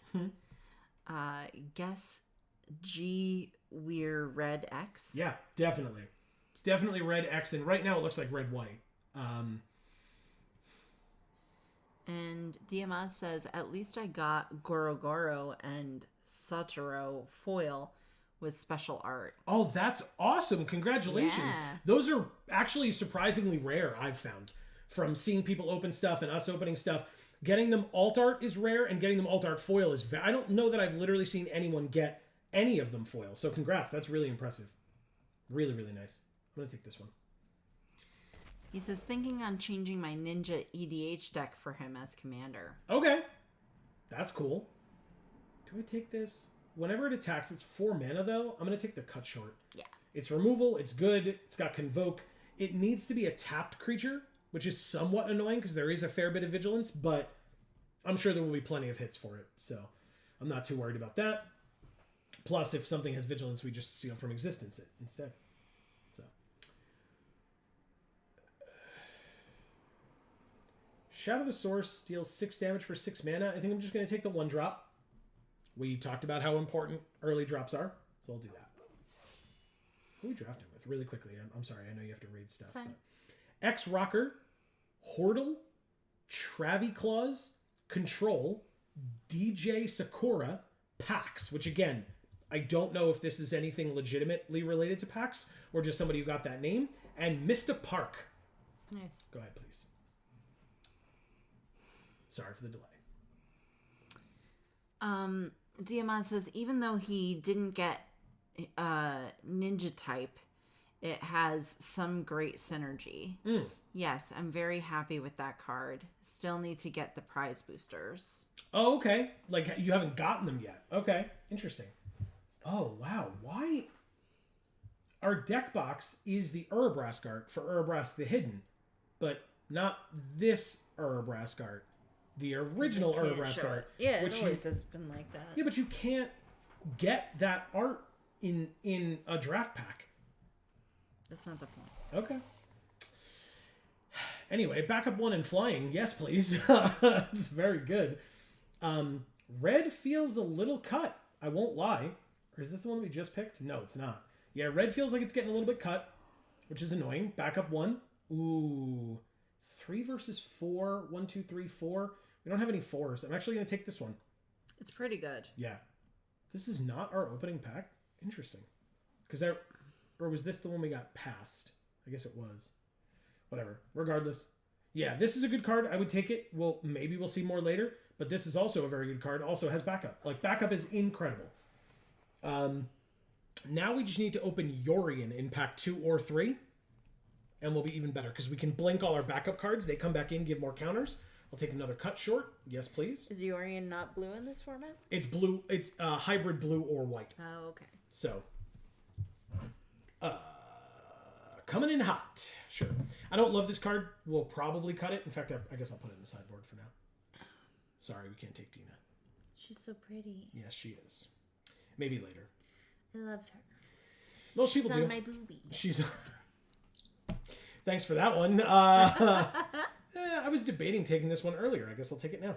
Alabaster Host Sanctifier. I'm not in love with this card, but it's a 2/2 lifelink, and if we can back it up, literally or figuratively, it's pretty good. I'll take one of these. I don't hate it. 5 mana, 4/3. When it dies, incubate 3. I would cut it later if we need a cut, but this art is interesting.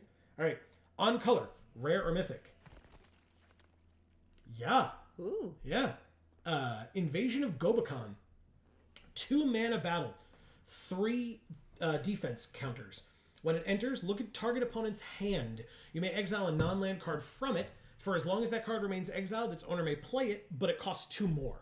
So you basically just take their best card, it costs 2 more.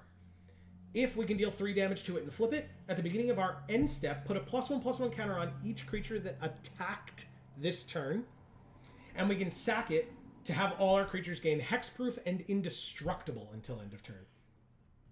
Nice. Wow. Yes, please. Okay. Diamaz says, I wasn't paying attention. What are we building? Haha. By the way, Set has this one really good red card that transforms.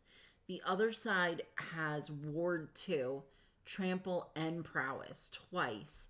It has 2 instances of Prowess. Correct. It is quite a good card, yes. It's so nice. Yeah. Dealt 11 damage in 1 turn, one of the games. Nice. Very nice. So I could take another cut short, or I could take another red cap heel slasher. Okay. There's Rada, Amy. Ooh. Oh, this is... Why is this in our deck? It's probably the heel slasher. How many creatures do we have? 9 versus 5 non? Cut short. I think cut short will come back. I want the creature. Okay. I want more backup. Yeah, so red, white, backup, and anything else? Removal. Removal. Backup and removal. All right, so interesting. Do we take the backup, like solid backup creature, or do we take the big, scary, flying haste dragon? I think it's going to be that. Hopefully we see more of these. I think we will. Yeah. So, I'm going to do that. We're probably not going to see more of those. Correct. So. I assume not. We got another aeronaut that is backup flying. Nice. Oh, but there's the Realm Breaker's Grasp. It's actually got to be that. This is 5 mana. It's a little expensive. Hopefully we see more. But Realm Breaker's Grasp is basically a rest for 2 mana or pacifism. So yeah, it's that. Removal, very good. I just love it. Diamaz says, creatures are important. Dragon has Convoke. Very nice. Yes, agreed. Unfortunately, with this deck, we want to be attacking. So like we're not going to really have a lot of creatures back to Convoke it with. But if and when we hit a board stall, super important and pretty nice. So this is a 3 mana 3/3. I don't hate it. Never mind. This is a super important card for the backup deck. It's a 1/3 double strike. So every counter that you put on it, it still has double strike. And then it has whatever else you give it, like flying and stuff. This card is incredible. I'm so glad I saw this before I just picked this. Because I was like, yeah, this one's fine. I'll take it. No, the double striker is 100% the card that you play in the backup deck. 100%. Diamaz says, you can use creatures with summon sickness for Convoke, right? Yeah, but we're not going to have a summoning sick creature that then we're also playing a 7-drop in this. You know what I mean? Like, it's just not going to work out that way. Elspeth's Smite, not a bad card. And by that I mean it's a great card. 3 damage to an attacking or blocking creature. If that creature would die this turn, exile it instead. But Bola Slinger is better. It's a 2/2 for 4 with backup 1. And whatever you put it on, and itself, whenever this creature attacks, tap target creature an opponent controls. You just tap their best blocker and swing. Or their only flying blocker and swing with flyers or something. Yeah. Very good. Very, very good card. Diamaz says, fair. Hey, guess what? Whenever a creature we control becomes the target of a backup ability, copy that ability. We can choose new targets for the copy. Triggers only once each turn. Gorgeous. It's a backup deck. Yes. We're doing it. Oh, look, it's Dina. But it's also Furnace Host Charger. Ooh. It's a 6 mana 5/5 haster. And if we draw it early game and don't have land, it's a Mountain Cycler. Nice. Very, very good card. And I just don't really like this one because we're not in the Knights deck. In the Knights deck, it's fantastic. Not in the Knights deck, it ain't it. So, that one. Aerial Boost, fine card. 2 mana, Convoke. Target creature gets +2/+2 and flying until end of turn. Nice. Right? I might cut it if we need a cut, but still, Rada's still here. Wow. I'll take the Infected Defector, but it probably goes in the sideboard.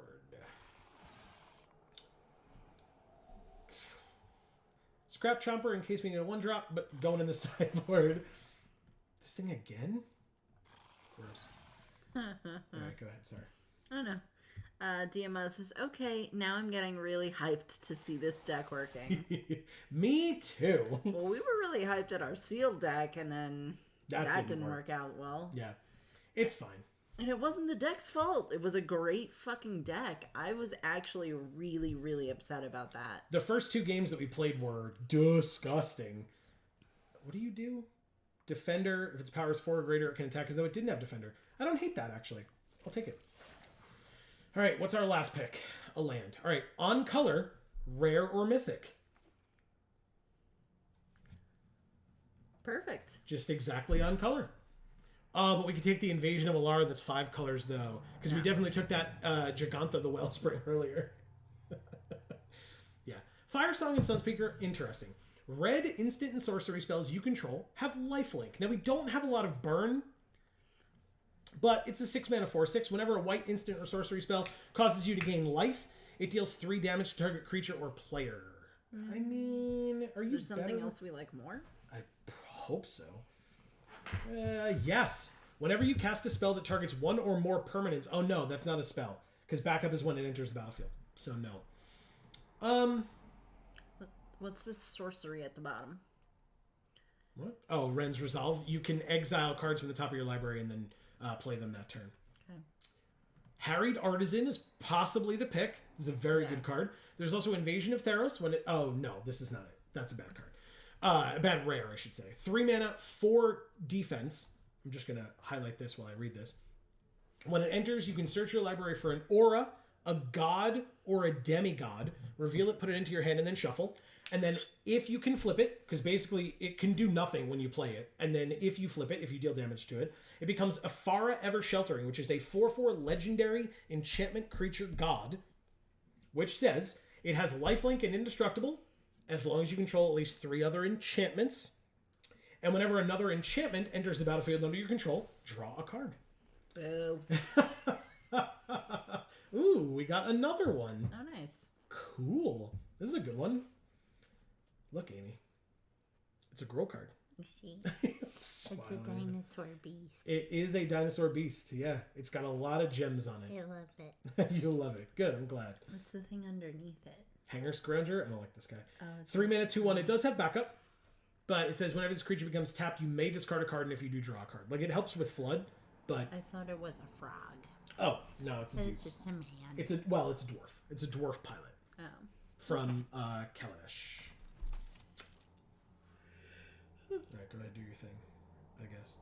I think. Alright, I'm going to take Angelic Intervention. It's a good one. Okay. Let's see.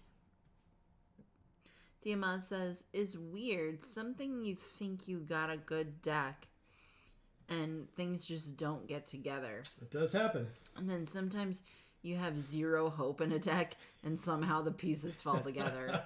Let's go. God Tribal, pack 3. I'm joking. Yeah, I mean, it is a possibility in this set, weirdly. Still don't like this card. No. This one? 1, 2, 3, 4? Yeah. I'll take another Red Cap Heel Slasher. Why not? Rayav is in our colors, but this is not it. Whenever a creature you control that's enchanted or equipped attacks, it gains double strike until end of turn. We just don't have cards for that, but... I'll take Knight of the New Coalition. Not a bad one. 2/2 Vigilance that, when it enters, makes a 2/2 Vigilance. In blue and white. Seal from Existence again. Nice. Why is this so late? This card is incredible. Okay. We're the only one in white, I guess. Doubt it, but anything's possible, I suppose. There's nothing in here for us. Any arts, Amy, that you appreciate out of here? The top one. This one? No, This one? This one. the first one. Change the equation. It's a Quandrix card, Amy. Oh. They're changing the equation, though, Joe. They sure are. Because then it makes it better or something. Exactly. All right. I'm going to take another cut short. How many of those do we have? 2? Yeah, I'll take a third. We have 3 Seal from Existence and 3 cut short. That's pretty good. Seems good to me. Go Diamond says there is only 3 gods, I think, in this set. No, you have all of the so Heliod, first of all, is another rare god, which is tough to get, sure, but you have all of the demigods. So you've got, or I guess you specified god. So yeah, for demigods you've got all 5, right, of the reprinted single color gods. Searing Barb is still here. I'll take it. The all the devotion based demigods are the ones I was talking about or thinking of. Demigods count as gods for type and stuff? No, that's why the card specified god, demigod, or aura. So that's why I said you specified god. So I'm wrong. The gods in the set are Ifara on the other side and Heliod. I can't remember. I guess what's her name from Amonkhet? Hazaret. Jeru Hazaret is a god as well. And I guess I take the land. There's no green cards, and we're not going to get any, but I'm going to take the land anyway. Knight of the New Coalition for the sideboard? Look, you already have a million cards in our deck. Phyrexian, I hate you. I hate this card. Kite Sail. And a land. This deck really came together. I'm a fan. Good. Let's see how it works. Right? Let's do this first. We're going to use this as our... Thank you. Yep. Hazaret the Pervert? I'm sorry, what? Oh, Fervent. The Fervent. Because fervent is probably not a word that people use as often. Right. So, autocorrect. Stupid.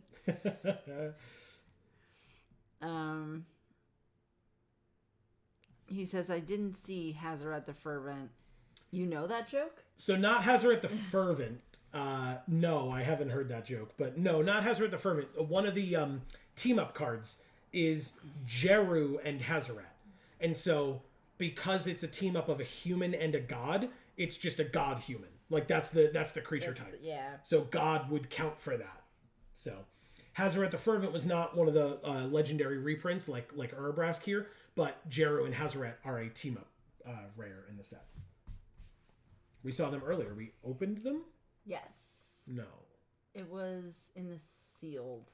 We didn't. Them. We wouldn't have, right? Because it was red. We would have played it. Unless it was red-white. Anyway, I don't remember, but it's fine. I need to cut some cards from this deck. Oh, right. The Knight is not that great here. The Infected Defector is not that great here. Firesong and Sunspeaker is not that great here.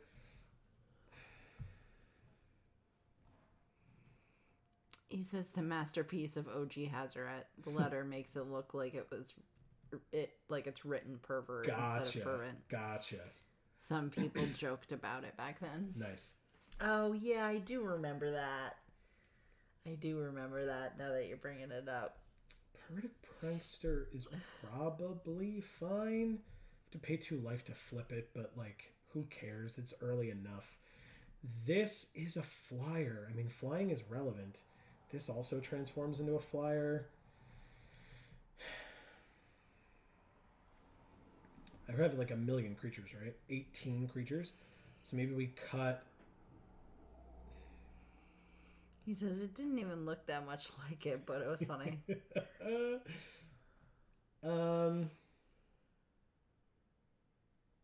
Maybe we just cut both of these big boys and try to go fast. Gotta go fast. And hard. Fast and hard, nice.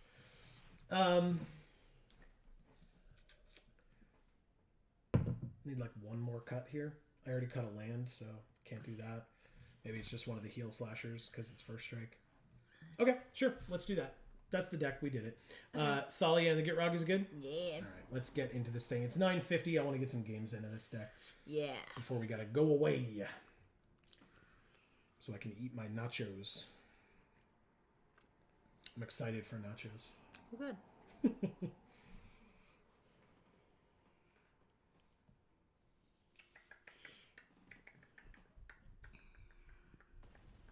Xenagos, God of Reveals. Revels, but you missed the line above it.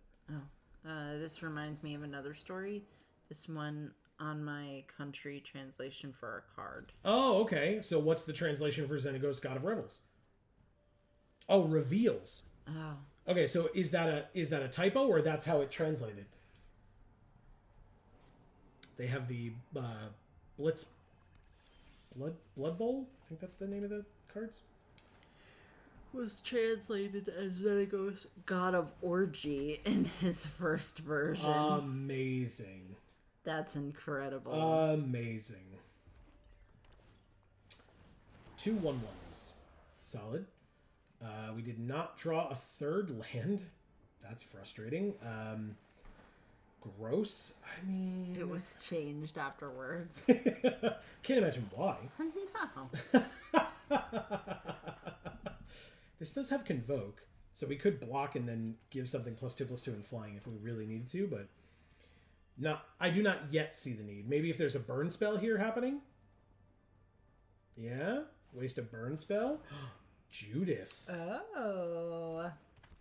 It's my lovely lady Judith. Whenever a non-token creature you control dies, it deals 1 damage to any target. Okay, interesting. Only one creature is attacking, huh? Pass to blockers. Block. Before damage. Aerial boost. +2/+2 and flying. 4/4 flyer. I gain 4 life and your creature dies. I still didn't draw a third land.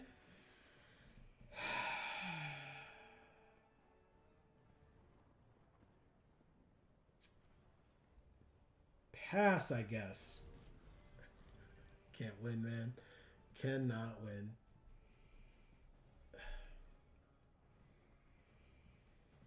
Okay.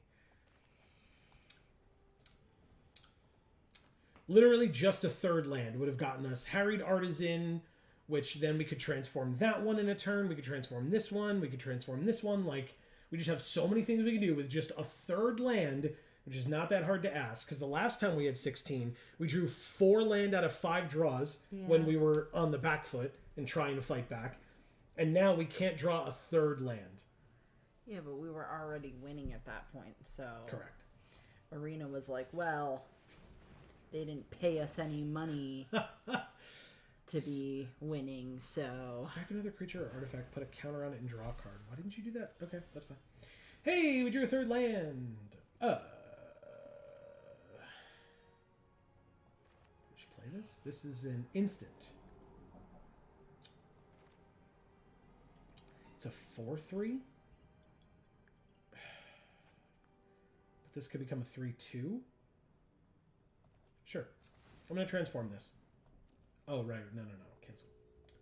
Pay the life. Like this. We go to 22, and it's now a 3/2. No attacks. But now I can block the Stormclaw Rager, because I doubt... Like, they could play a creature, but they have to pay 1. So, I guess they could. They could, like, play this and then sack it and get a counter or whatever. Wow. Okay. Or they could drop butt tons of strong creatures. Got it.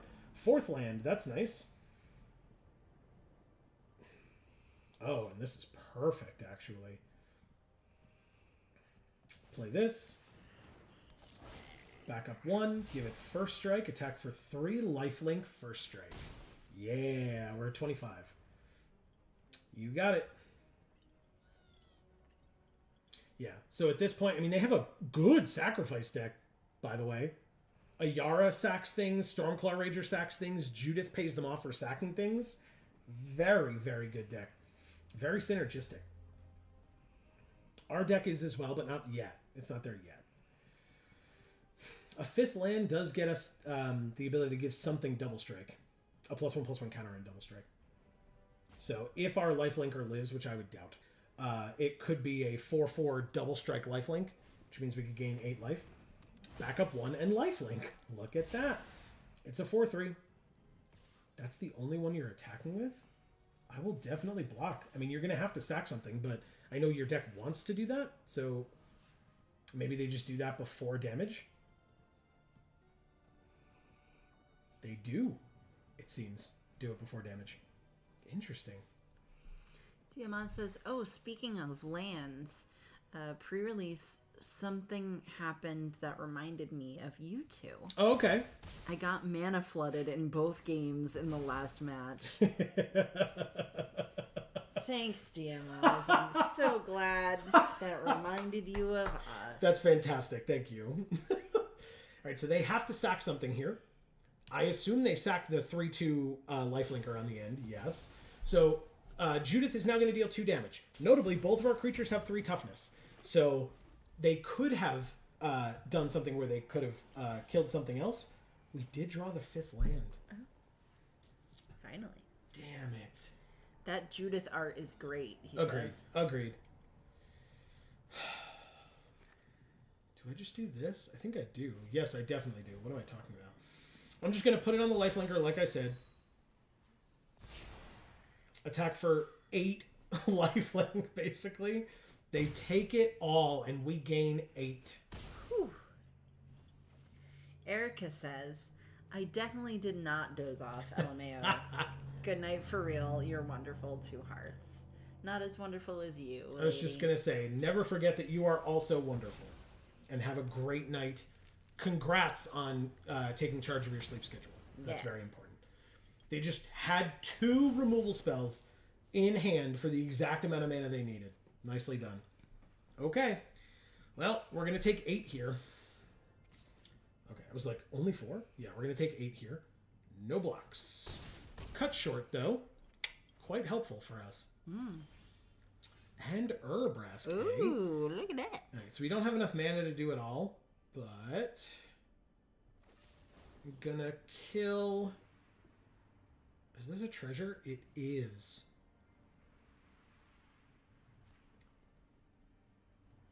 I'm gonna kill the Rager. Because if I tried to kill a Yara, they could use the treasure to sack a Yara with the Stormclaw Rager. So I just did that instead. Alright, I'm at 20, they're at 13. I am going to attack here, because they're not going to block with Judith. So they're going to go to 11. And I'm not going to block a Yara, so they just get to get in for another 2 damage. But I don't really care, because I have 2 powered hasters. And basically, I can either... I can play both of these next turn if I draw a land. Or I'll just play Urabrask, and all my creatures will have haste anyway. Yep, no, Urabrask it is. Got it. And all of their creatures enter tapped. So let's go to combat first. Attack for 2. They have 6 mana open, so I expect this dies very quickly here. But we'll see. They already used 2 removal spells in 1 turn, so they would have had to draw into them, which they didn't with instant speed removal, but it's possible there's sorcery speed.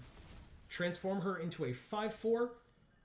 That they can return an artifact or a creature from their graveyard to the battlefield that gains haste. Too bad it enters tapped. And they exile it at the beginning of the end step. So they get to back up. Sure. You got it. It definitely... I mean, they get to gain 6 life. That's actually pretty good. No blocks. Good job. Now we need to draw another one of our cut shorts. We do have 2 more in the deck. Or Seal from Existence. I would take that one as well. Sack a creature, draw 2 cards. 1 damage to any target. It's me. They draw 2. Alright.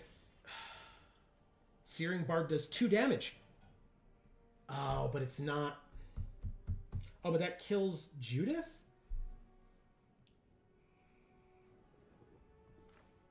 But we're at 7. Okay. Yeah, so we have to do it this way. I'm going to play the Mirror Shield Hoplite here. GMO says if you had cast Urabrask before, wouldn't you have been able to attack him already? Attack with him already, yeah. Yeah, but right now I'm not focused on attacking. They have big, scary things going on their side. Let's go ahead and... Searing Barb, 2 damage, incubate 1. Damn. I do not know what the best thing is to do here. Huh. All my creatures have haste. So if I attack here, here, and here, basically, let's see what they do. They take 8 and go to 7. Seems good. Basically, this Mirror Shield Hoplite will be a chump blocker, and if they have removal, I lose. Marcus says, little booty Judy. Yeah, so I could have Searing Barbed Judith here. Then I wouldn't have played the Harried Artisan. So that was also a consideration. When it enters the battlefield, you draw 2 and lose 2. So they go to 5, but they have 2 mana available to them now. 3 mana available to them now. But they need a removal spell for Mirror Shield Hoplite specifically to win. Not because then they'll lose, but to win. He says, or Diamond says he gave himself haste. Oh, Queenie over there is big, 6'5". That was before. Exactly. She is a queen, right? Correct. Yes, she is. She is a Yara, Widow of the Realm, and then flips into Furnace Queen. But yeah, I mean, she's got life lit. They slow rolled the shit out of that. Sure. Wow. Thank you, Keith Yao. That sucks.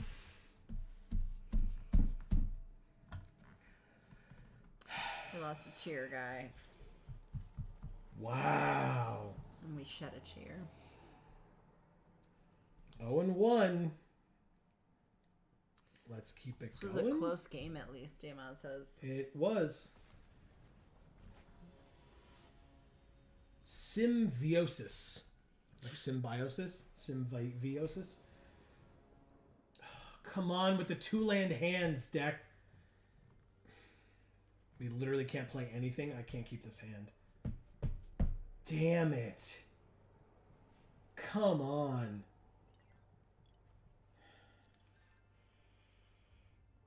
You know if I put a land back in this deck, we're going to draw nothing but land.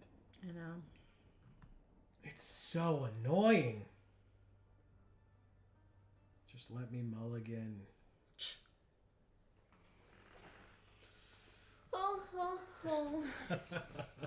There it is. Mulligan. 3 land. I got to put something back. Ugh. Do I have anything that lets me search my deck? I have a million of these things. Whenever a creature you control, copy it, you may choose new targets for the copy. It's got to be Urabrask, man. I don't have the 2nd red, and I don't have a 4th or a 5th land, and I'm not guaranteed to get them, so the proper thing is to ditch the Mythic to the bottom. It sucks, but that's life. There's, of course, the 2nd red and a 4th land. Yeah. Because they're just going to, you know, I'm just going to draw a land here as well, I assume. Take 1. Look at the mask that it's holding. I didn't draw the land. I love that mask so much. It's so funny to me. Yeah, it's cool. Mirror Shield Hoplite. Now, I assume this thing gets a Beamtown Beat Stick attached to it, so they can attack through it, which is fine. Diamond says Urabrask was the right call anyway. Yeah. And then? Okay. Sorry. Yes. I can look at this. You could look at that. Yeah, whatever. They're just doing... I told you. I already predicted they were going to put the Beamtown Beat Stick on it. There was nothing else I was going to do about that. Would have been too greedy to keep it, I think. I can agree with that. Alright, so this thing has haste, but they have a 2-1 menace. Nah, I can take damage from that. Attack for 2 with a 2-3. Good. By the way, the 1/1 elementals are so cute. You Yeah, they are. like them? Strixhaven. Which is weird, because they're Strixhaven, but it's Ral's reinforcements, so Ral makes them. Okay, sure. I think it's because they're from Preening Champion. Like, Preening Champion makes a 1/1, and that's... But that's from Kylem, so never mind. I have no idea why. Don't Just ask me. because they're freaking cameoing everything they possibly can from every set they possibly can, and they're just gonna ham-fist it all in. Hey, guess what? Backup 1, first strike, targets him. With that ability, it duplicates, targets him. I'll attack you for 6. No chumps either. No chump blocking at all here. Interesting. Okay. Fine. At some point, I'm just going to seal from existence the Beamtown Beat Stick and just go to town. Ah, or the Double Striker. So they give Double Strike to something. Okay, sure. There is a Strixhaven creature that summons them. Yeah, the Preening... Oh, is it? Again, Preening Champion I thought was from Kylem, but... Take 6, go to 9. Make a treasure and then make another treasure. You got it. Congrats, you did it. Oh. Cut short, eh? That would not... That would not help me. Seal from existence is what I need here. I'm going to take their double striker, I think.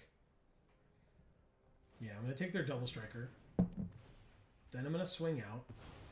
Am I going to swing out? I have cut short. It's got convoke. Yeah, because that thing has... Yeah, we're good. Combat. Swing.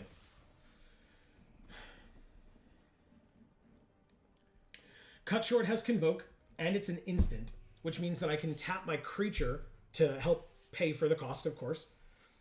All right, so they are just chumping here. He says Joyful Storm Sculptor. Oh, okay. Interesting. Oh, yeah. Okay. You're absolutely right. Thank you. Absolutely right. Okay. So those go away. I have Angelic Intervention or Cut Short to help me out here. But basically, I'm just going to try to kill this Scrap Chomper when they go to combat with it, with Cut Short. And I'm going to use the Convoke by tapping my Vigilance guy. Yes, give it lifelink. Give the Menace creature lifelink. Yes. Amazing. Pass to attackers. They attack with only that, and I get to cut short and destroy it. Autopay, please. Thank God. Get out of here. You can absolutely re-equip it to your lifelinker, because I assume that's what they're going to do here. Never mind. Death Toucher. That's actually really good. We have the Angelic Intervention again. Look at target opponent's hand. The only card left in their hand. Okay. Let's do it. Oh, shit. That's an 8-mana Garuda, my friend. 8 mana. Okay. That is terrifying, by the way. Holy crap. Oh, no. Wow. Does it give flying? No? No, but it gives protection. Okay. Combat. 3, 6, 9. I'm going to swing all out at them. I'm not going to attack the battle. There's no reason to. Basically, whatever the Death Toucher blocks, which is going to be the Harried Artisan, I assume, it gets a +1/+1 counter in Pro Black. But so, like, they can double block the Hoplite with the other two if they want, and they'll get there. Yeah, so those 3 trade, but basically all of their creatures are dead now, and only one of ours is. Pro Black, please. They're at 8. All of their creatures are dead. And they have an 8-mana Garuda, which 3, 4, 5, 6, even if this is a land, they can't play it.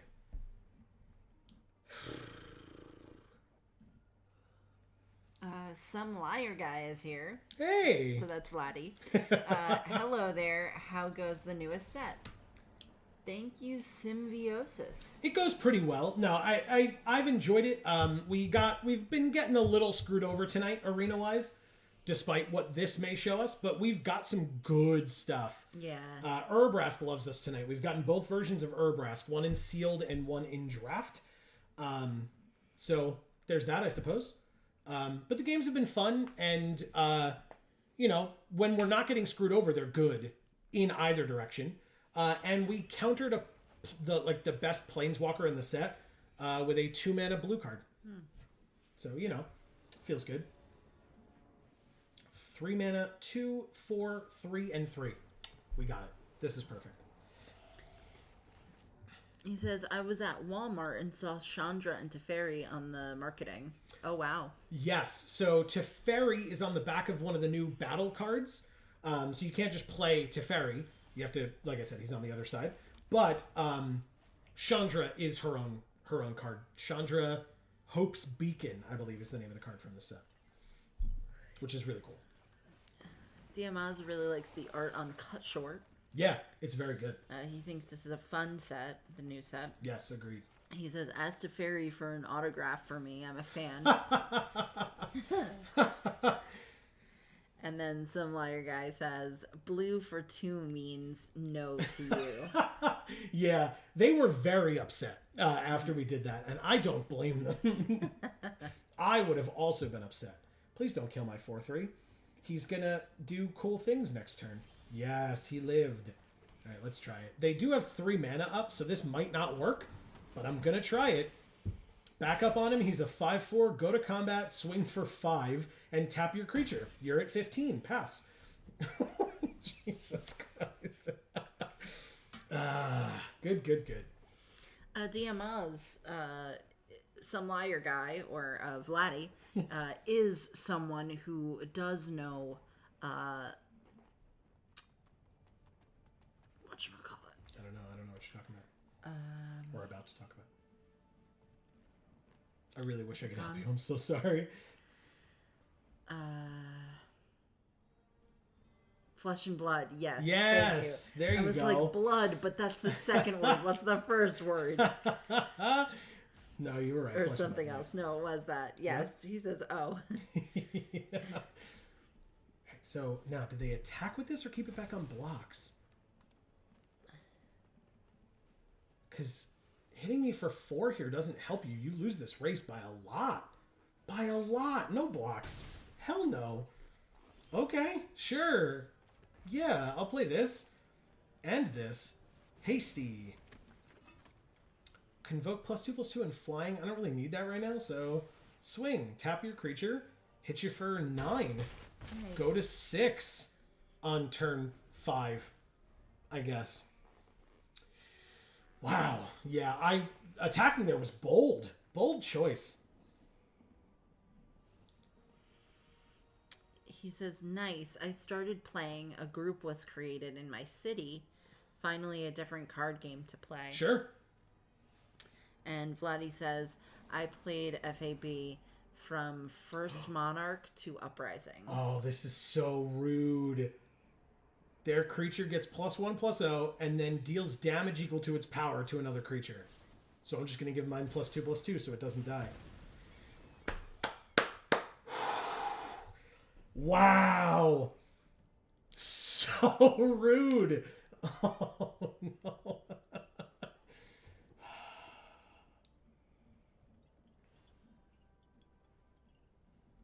Basically, even if they play a second blocker here, why would you attack? What else do you have? You just giving up? I guess. 1, 2, 3, 4 with 2 mana left after that. Yeah, they can see it. Okay. Thank you, Fool. Or Fuel. PH. Yeah. 451. Is that what it is? Yeah. Yeah, you got it. Because it kind of looks like 454 when it's all blurry. Yeah. So basically, both of these cards would have helped us. Like, if they played a blocker, right? This, when it attacks, taps one of their creatures. So we would have tapped their blocker. If they played a second blocker, this deals 2 damage to any target. If it didn't kill, it says if it's a creature, it can't block this turn. So we just win in that regard. But you still, like... So, if I attack all out, I guess I would have tapped their blocker anyway. So, I guess none of these 4 cards were a blocker, right? Because you play another card, even if it's worse than this, you know I tap this. You use that other creature to block our 5/4, which is our biggest creature, and take 4 and go to 2. Even if I transform this, that's only 1 more, so you still go to 1. Like, you gotta play to your outs. They didn't know that I had that game won. I did, but they didn't know that. Interesting. Okay. I guess it would make sense for it to be Fuel. Because it's 451. So like Fahrenheit. 451. Sure. We're burning books. I get it. We got another one, Amy. I see it. So now we have to decide. Right now, Amy. Right now we decide. Yargle. Yargle? Yargle and Multani? No, it's definitely Dina. Oh, yeah, that's right. Simone and Dina. So we get the Timberland Ancient. Because the first one... Because obviously we get card styles all along the way. Yeah. The first one is the Land Cyclers in those colors. So we already have Alabaster Host Intercessor. And now we're going to get the Timberland Ancient guy. Okay. The Tree Folk. Tree Folk Man. Correct. Tree Man, if you will. As we affectionately called him in our stream.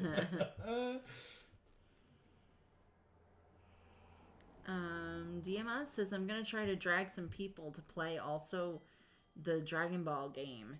Oh, okay. Because I think it's cool, and I bought some cheap decks online. That's cool. Some liar guy says, it is a lot of fun. I was just spending too much money on it and had to cut back. DMS says, things are kind of expensive. Monarch has the Angels Illusionist, right? Some liar guy says, yeah, but I was buying CF armor and promos.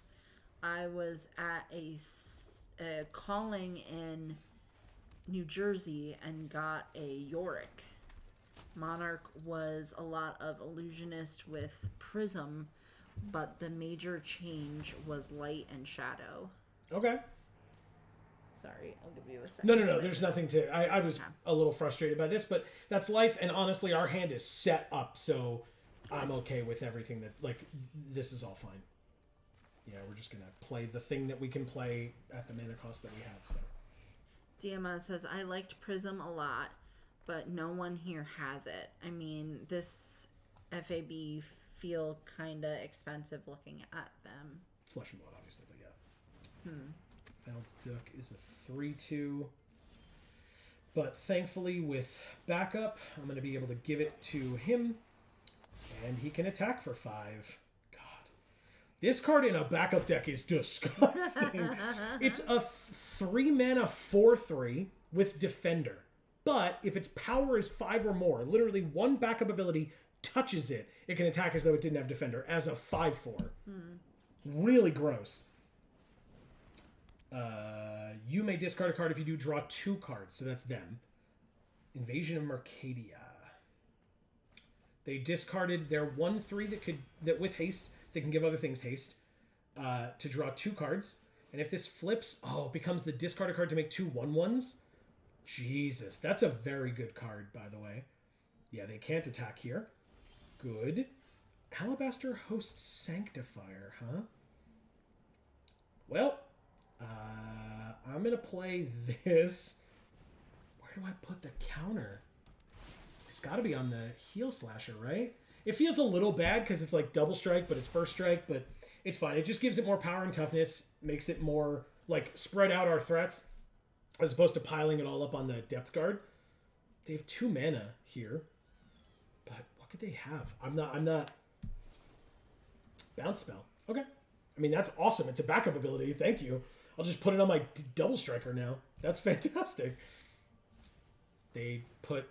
they surveilled. And they put another Invasion of Mercadia on the bottom.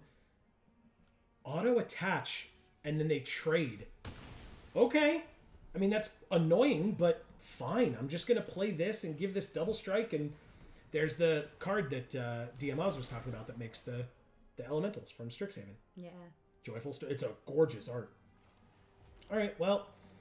You know what we're going to do, opponent. Like, it's very obvious. We're just going to do this. Go to combat. Swing for 4. Chump block. You got it. And then I'm going to play this Lifelinker. Okay.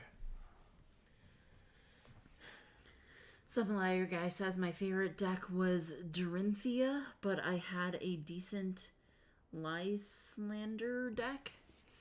And then DMS says, oh, that card. So some liar guy says, so I joined in FAB because of the unlimited editions. Loved what seemed like a balanced game with new mechanics. I'm not a huge fan of exclusivity. When Yorick's weapon required traveling to another country, I wasn't too keen. And nice. DMS says, Invasion of Mercadian... The other side is so good. Yeah, it's very, very good. Of course. I knew it, too. Come on, man. This is going to get very scary. Yeah, we're screwed, by the way.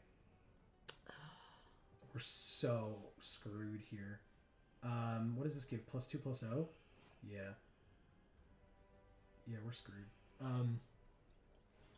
They just have 7 damage in the air. If they're attacking a battle, it's an 8/3. But I'm just going to attack with this double striker, I guess. They chump block. You got it. Can't do that for very long, so that works for me. All right. Yeah, this is scary. 7 in the air. I'm at 19. Means 3 turns. I have 3 turns. Oh, sorry. I can't count. 9 in the air means I still have 3 turns, but not with the equipment. I have 2 turns. Son of a bitch. Greg is here. He says, "Hey guys." He says, "Yes, I made it." So Diamaz says, "I had this nasty synergy I was able to pull in one game, flipped Invasion of Mercadia, and had Tetsuko Umezawa." Mm-hmm. So Tetsuko Umezawa, I mean, you can read the next thing he says. Making so that the elementals were unblockable. Because Tetsuko says any creature that you have with power or toughness of 1, they can't be blocked. Oh. +2/+2 and flying until end of turn.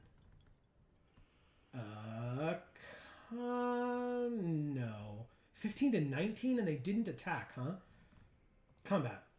Swing with everybody. We're so far behind that they need to make some tough decisions here. So some liar guy says, if you focus on small groups and building from boxes, FAB is a perfect game. Sure. Greg says, or I got that already. DMS says, also, I wasn't aware of the exclusivity. That's kind of Yeah. For now, it's fun, but the group is small. I don't know how it'll go when it becomes bigger. Okay. So, interesting that they blocked the way that they did. Do they have... I can't believe that. Fuck. Yeah, that's real bad. Okay. I guess we're dead. I was like, I could keep everything back on blocks, but like, it's not going to help. And of course, they had the 4 damage spell in hand as the only card left in their hand. Now they're just discarding every land that they draw, getting more creatures, pumping them all up. We're just dead. We're super dead. If only we could discard lands.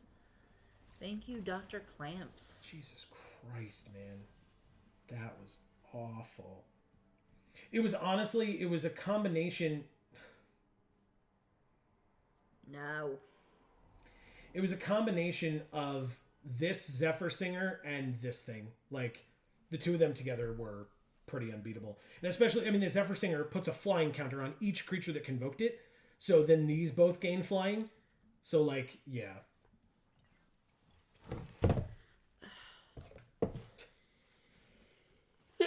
God bless you. God bless you.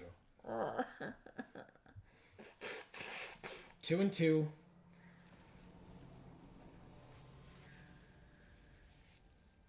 Aussie Vegeta. Yes. We're playing Australian Vegeta. Maybe they're gonna eat Vegetamite. Vegetamite. Get out. Fine. I'll just leave chat alone. No. They make me do it all by myself. See, Helen says hi to Greg. And some liar guy says, I hate to talk people out of FAB, so I would recommend drafts and sealed events. It allows a lot of versatility with common and rare cards with a nice majestic or 2. I just don't know what a majestic is, I guess. Probably Mythic, like their version of Mythic, I'm assuming. Diamaz says, sealed would be fun. Some liar guy says, my favorite FAB was a calling in Cincinnati during Tales of Aria. Got my first cold foil legendary in the last package. It was a sealed tournament. And Greg says, hey, C. Holland, with a smile. All right, it's a 3/4 flyer. Probably, like...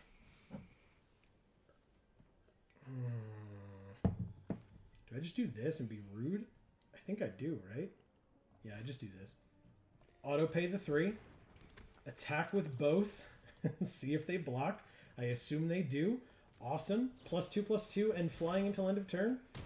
Because, I mean, I'm eventually going to play Urabrask, but I needed to get that thing off the field, so sure. Works for me. They're at 16. They have a lot of colors. That 0-1 is fine, and that Incubate 5 is fine. Seal from existence, exile target non-land permanent. Sure. Seems good.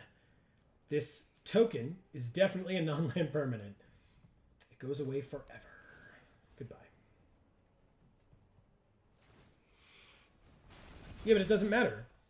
Who cares? It's still the same entity. It doesn't go away to transform and then come back, right? It's still the same. It's like morph. So it would just flip up. It's still the same target. Yeah.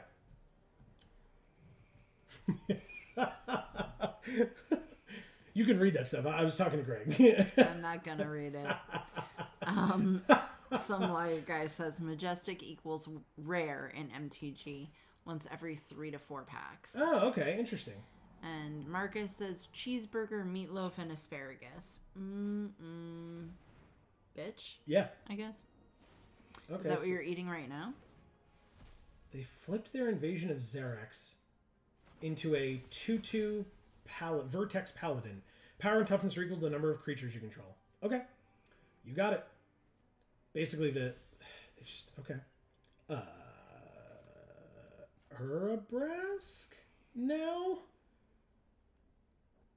Yeah. They're not going to have a flash creature for 3 or less, are they? Famous last words. Let's play Urabrask. Everything has haste. Attack with everything. It's like... Okay. Yeah. 0-1 chumps. Good, good. Now they have a 1/1 flyer. Got it. Perfect. That is pretty perfect. Right?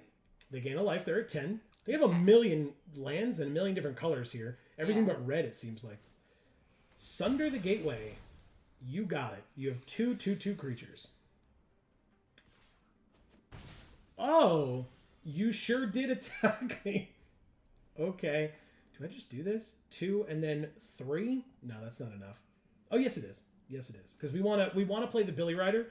Because then next turn we can put Bola Slinger, put a counter on it, and do all the kinds of fun things. Pelucranos! Oh my god. Yep. I mean, if you get triple green, you have the 2 already. Who cares? And then let's go to combat. Swing them all at this. You're at 10, 4, 5, 6, 7, 8. Nah, we swing it at you. Screw the battle. Kill you. Yeah. It's a much better choice. Yeah, especially when fucking Pelucranos is coming. They take it all, and we play a 1/3 double strike. Pass.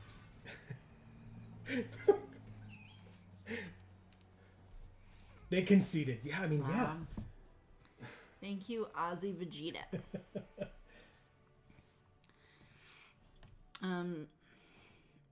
Some liar guy says, at that time, Legendary was in 1 per 88 packs. Too many. It's MTG's valuable mythic. Wow. And then Greg says, how did we lose with this deck? This deck is sweet.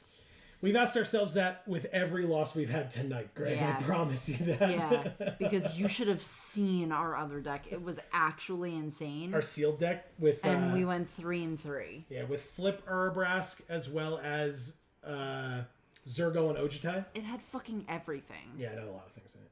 2 mana. This is probably how, by the way, Greg, is we have to mulligan our opening hands almost every time. Mulligan. This is worse, of course. It's got 2, so we just put back this 5, I suppose. Sure. It's annoying, but we just need to draw a plains. A single plains, and this hand is fine. That is not exactly what I asked for, but it will arguably work, because we can still play this and flip it and stuff. That's still not a plains, but I'm just going to do this now. Pay the 2 life, flip it into a 3/2, and hit you for 3. Go. Hema says, by the way, is the armor obligatory to have for a deck? I got welcoming deck, and it didn't come with armor, though. 2 damage to any target if it's a creature can't block. Incubate 1. We still don't have a white, so I'm just going to end the turn. Just super annoying. No reason to hit them for 2. Like, who cares? That's a way to end the game later. He says, for armor, depends on the group. With sealed, you can get everything you would want, or 5 of the same head armor. Bonded Herd Beast 4/5. I mean, I guess I just... Well, I guess they would sack it anyway, right? So, combat. Attack. Oh, okay, it's dead. You have to sack it. Oh, I guess they sacked that? Okay, good. Okay. Amazing.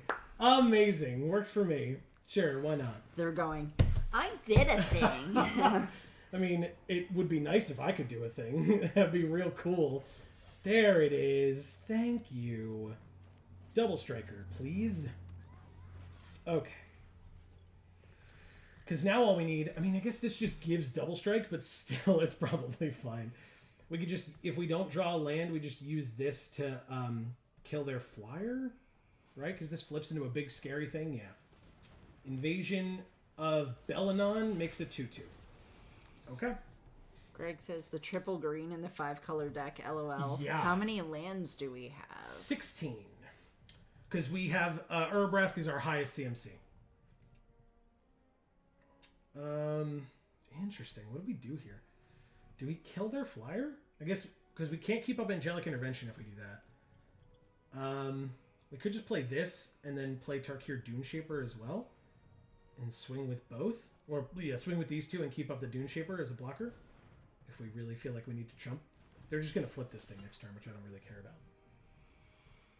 Okay. DMAs and some liar guy are just talking more about Please do. Flesh and Blood. Flesh and Blood. All about it. So I'm not going to read that stuff out loud at this point, but anyone who would like to look at the chat obviously can.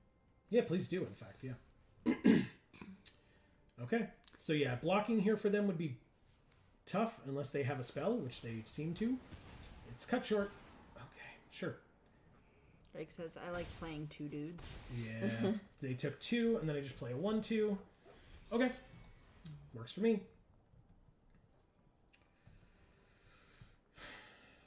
A 5th land would be cool. Put it on the Duneshaper and then flip it later. Back up 1 and Death Touch. I mean, now they get to flip their battle. What does this flip into? Oh, an Anthem. Shit. Okay. That's annoying. And I definitely just take 4 here and go to 14. Do we need to put all our hands up? For an Anthem? This is the anthem. Put all your hands up. No. I know. No one knows that song anyways. I know the song. I'm still saying no. Wow. Hey, a 5th land.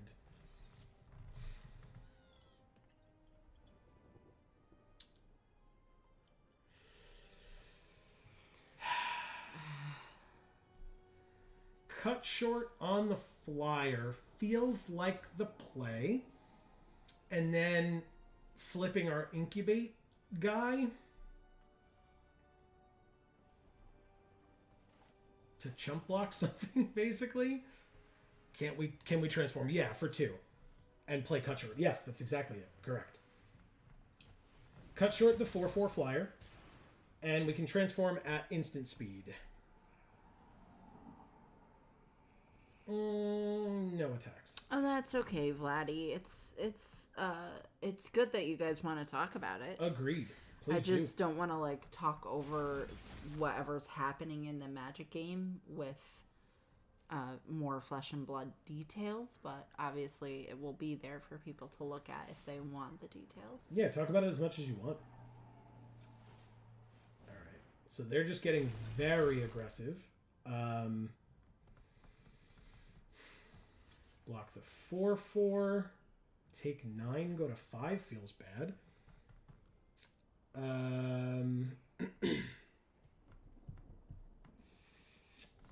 Shit.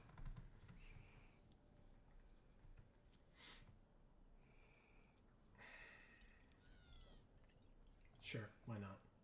Feels bad, but I'm gonna do it. I'm at 5. Oof. Play another flyer that makes another creature and draw not a land again. Can't even play these two in the same turn. We just have to play this and only this. But it gives our double striker a +1/+1 counter, which helps immensely here. Basically just go like this. Obviously no attacks. I don't even know. I think we're still dead. Right? They just swing out and we're dead. Attacking obviously wouldn't have helped, so that wasn't the answer. But we're just dead. Like we have to take 3 in the air. But basically we block here, here, and here. Take 8 and die. Just genuinely nothing we could have done about any of it. So. Okay, that's the end of the draft. Thank you, Daiki. Daiki? I don't know. I mean, short on everything. Like, short on white is correct, but short on everything at the start was hard. Agreed, yeah. Yeah, it was tough. But yeah, so I mean, Greg, since you weren't here when we drafted, and I guess some liar guy wasn't either, we can show off what we... Nope, that's not it. Show off what we got here. This was the deck. It was basically Urabrask and backup. That's it. Like, we backed up onto these things when we could flip them. We back up onto this thing when we can flip it. And this holds +1/+1 counters very well, because then it can attack on turn 4 as a 5-power creature, which is really nice. Triple Seal from Existence, triple Cut Short, and Realmbreaker's Grasp, as well as Searing Barb was our removal suite, basically. Plus, like, combat tricks like Aerial Boost and Angelic Intervention. Deck was sweet, no question. But, yeah, you know, sometimes it doesn't get there. Yeah.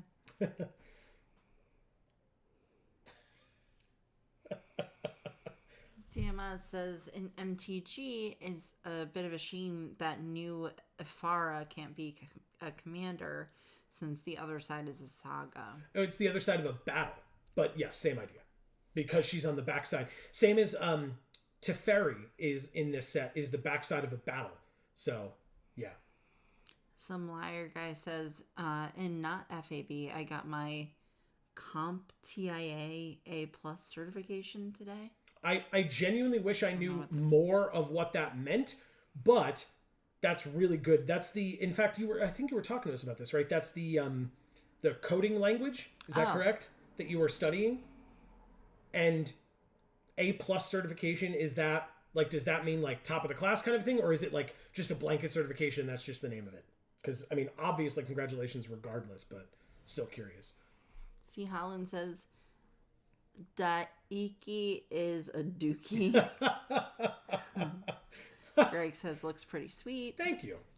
Some liar guy says, neat. Yeah. And DMAZ says, battle bat. Yeah. But yeah, so this was our deck. I liked it. We went 3-3, which is annoying, but to be fair, we went 2-3 in our sealed, which was also a very good deck. So there's that. We got 1,000 gems, so 500 less than we entered with, and 2 packs, which means we only have 8 packs of this set now. Oh no, we have exactly 10. I still think I open them one at a time. Let's open Phyrexia LB1, and you can read stuff. Okay. Some liar guy says, LOL. It's just the first IT certification. Less coding, more. Have you tried turning it on and off again? And then he fixed it. Off and on again. Good old IT crowd. All right, so nothing new out of this pack. Phyrexia LB1 in our rare or mythic is Red Sun's Twilight. For those of you that were not around when I was opening this set on this channel when it came out, I opened a lot of these. Yes. I have a lot of this card in paper. It really liked me, but I didn't really like it. But anyway, I'll open March of the Machine, because I'm sure we'll get more new stuff there. Storm the Seed Core, so good. Mm-hmm. So good. But also, our rare is here in Sunfall, which means that this card is a rare or mythic rare creature from the Multiverse Legends bonus sheet. Ooh. And it is Captain Lannery Storm Ah, in the alt art, cool. killing a Phyrexian or standing over the body of a dead Phyrexian. Really, really cool. Yeah. By the way, Storm the Seed Core, gorgeous art, Yeah. but also incredible card. 2 and 2 green for a sorcery at uncommon. Distribute 4 +1/+1 counters among up to 4 target creatures you control. That's pretty damn good because you could put 4 counters on one creature, 2 and 2 on 2 creatures, 3 and 1 on 2 creatures, whatever you want, up to 1/1/1/1 on 4 creatures. But also, creatures you control also gain vigilance and trample until end of turn. All for 4 mana. Disgusting. I've heard green is good. Have you heard that? Yes. And red. And red, of course. Well, we opened Captain Lannery Storm, so there you go. Exactly. And in fact, I mean, red card, green card, red card, green card, green card. I know. And actually, I mean, Cosmic Hunger, very good. Iridescent Blade Master is fine. I'm not in love with this card. But Furnace Host Charger, also quite good. And then the only non-red-green card that we opened was our rare in white. So. I guess it's good. It's got Heliod on it. This is the messed up flavor text where Phyrexianized Heliod is killing everybody. And he just says, "Let the light scour away your imperfect flesh." Whatever, dude.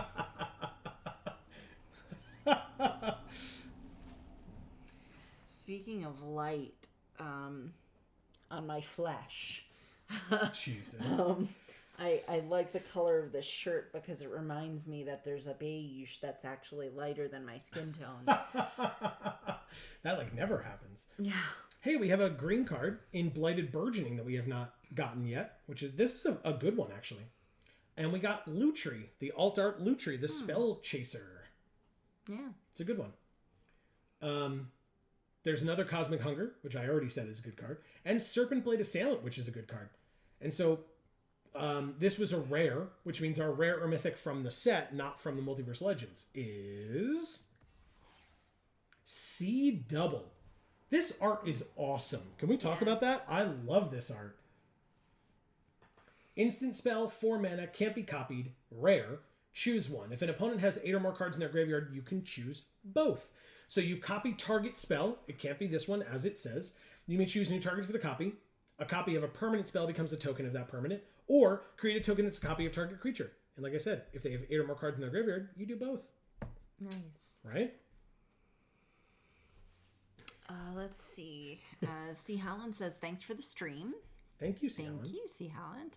DMS says, Heliod is actually not at fault for anything ever, but people are not ready for this conversation.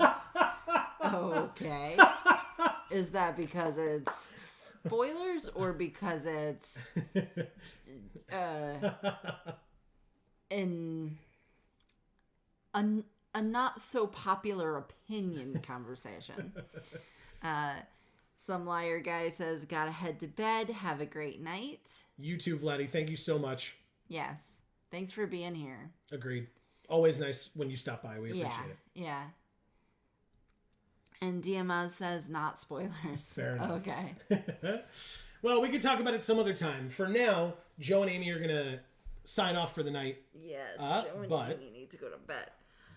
DMS says, but is true though. He is exactly what his people think he would be. It's what they want in a god, right? So, yeah, obviously that is going to be the end of this particular stream. Thank you all so very much for watching. Obviously, if you are unaware, we will be back with more of this. No. Oh, it's okay, DMS. Yeah, I wasn't chastising you for like trying to bring up a new topic. Not at all. I'm just saying, like, because you mentioned that people weren't ready for the conversation, I'm just saying you're right, and we're gonna end the stream. So not on you at all. We appreciate it. Yeah, thanks for the stream and good night. Thank you and good night as well, DMS. Exactly. But yeah, for those of you who are unaware, we do this every week. Oh, go for it. Erica says, good night, everyone. Hi. Good night to you too, Erica. Sleep well. It's important. All of you sleep well, of course. Yeah. But Erica mentioned working on her sleep schedule, and so I hope that works out for you.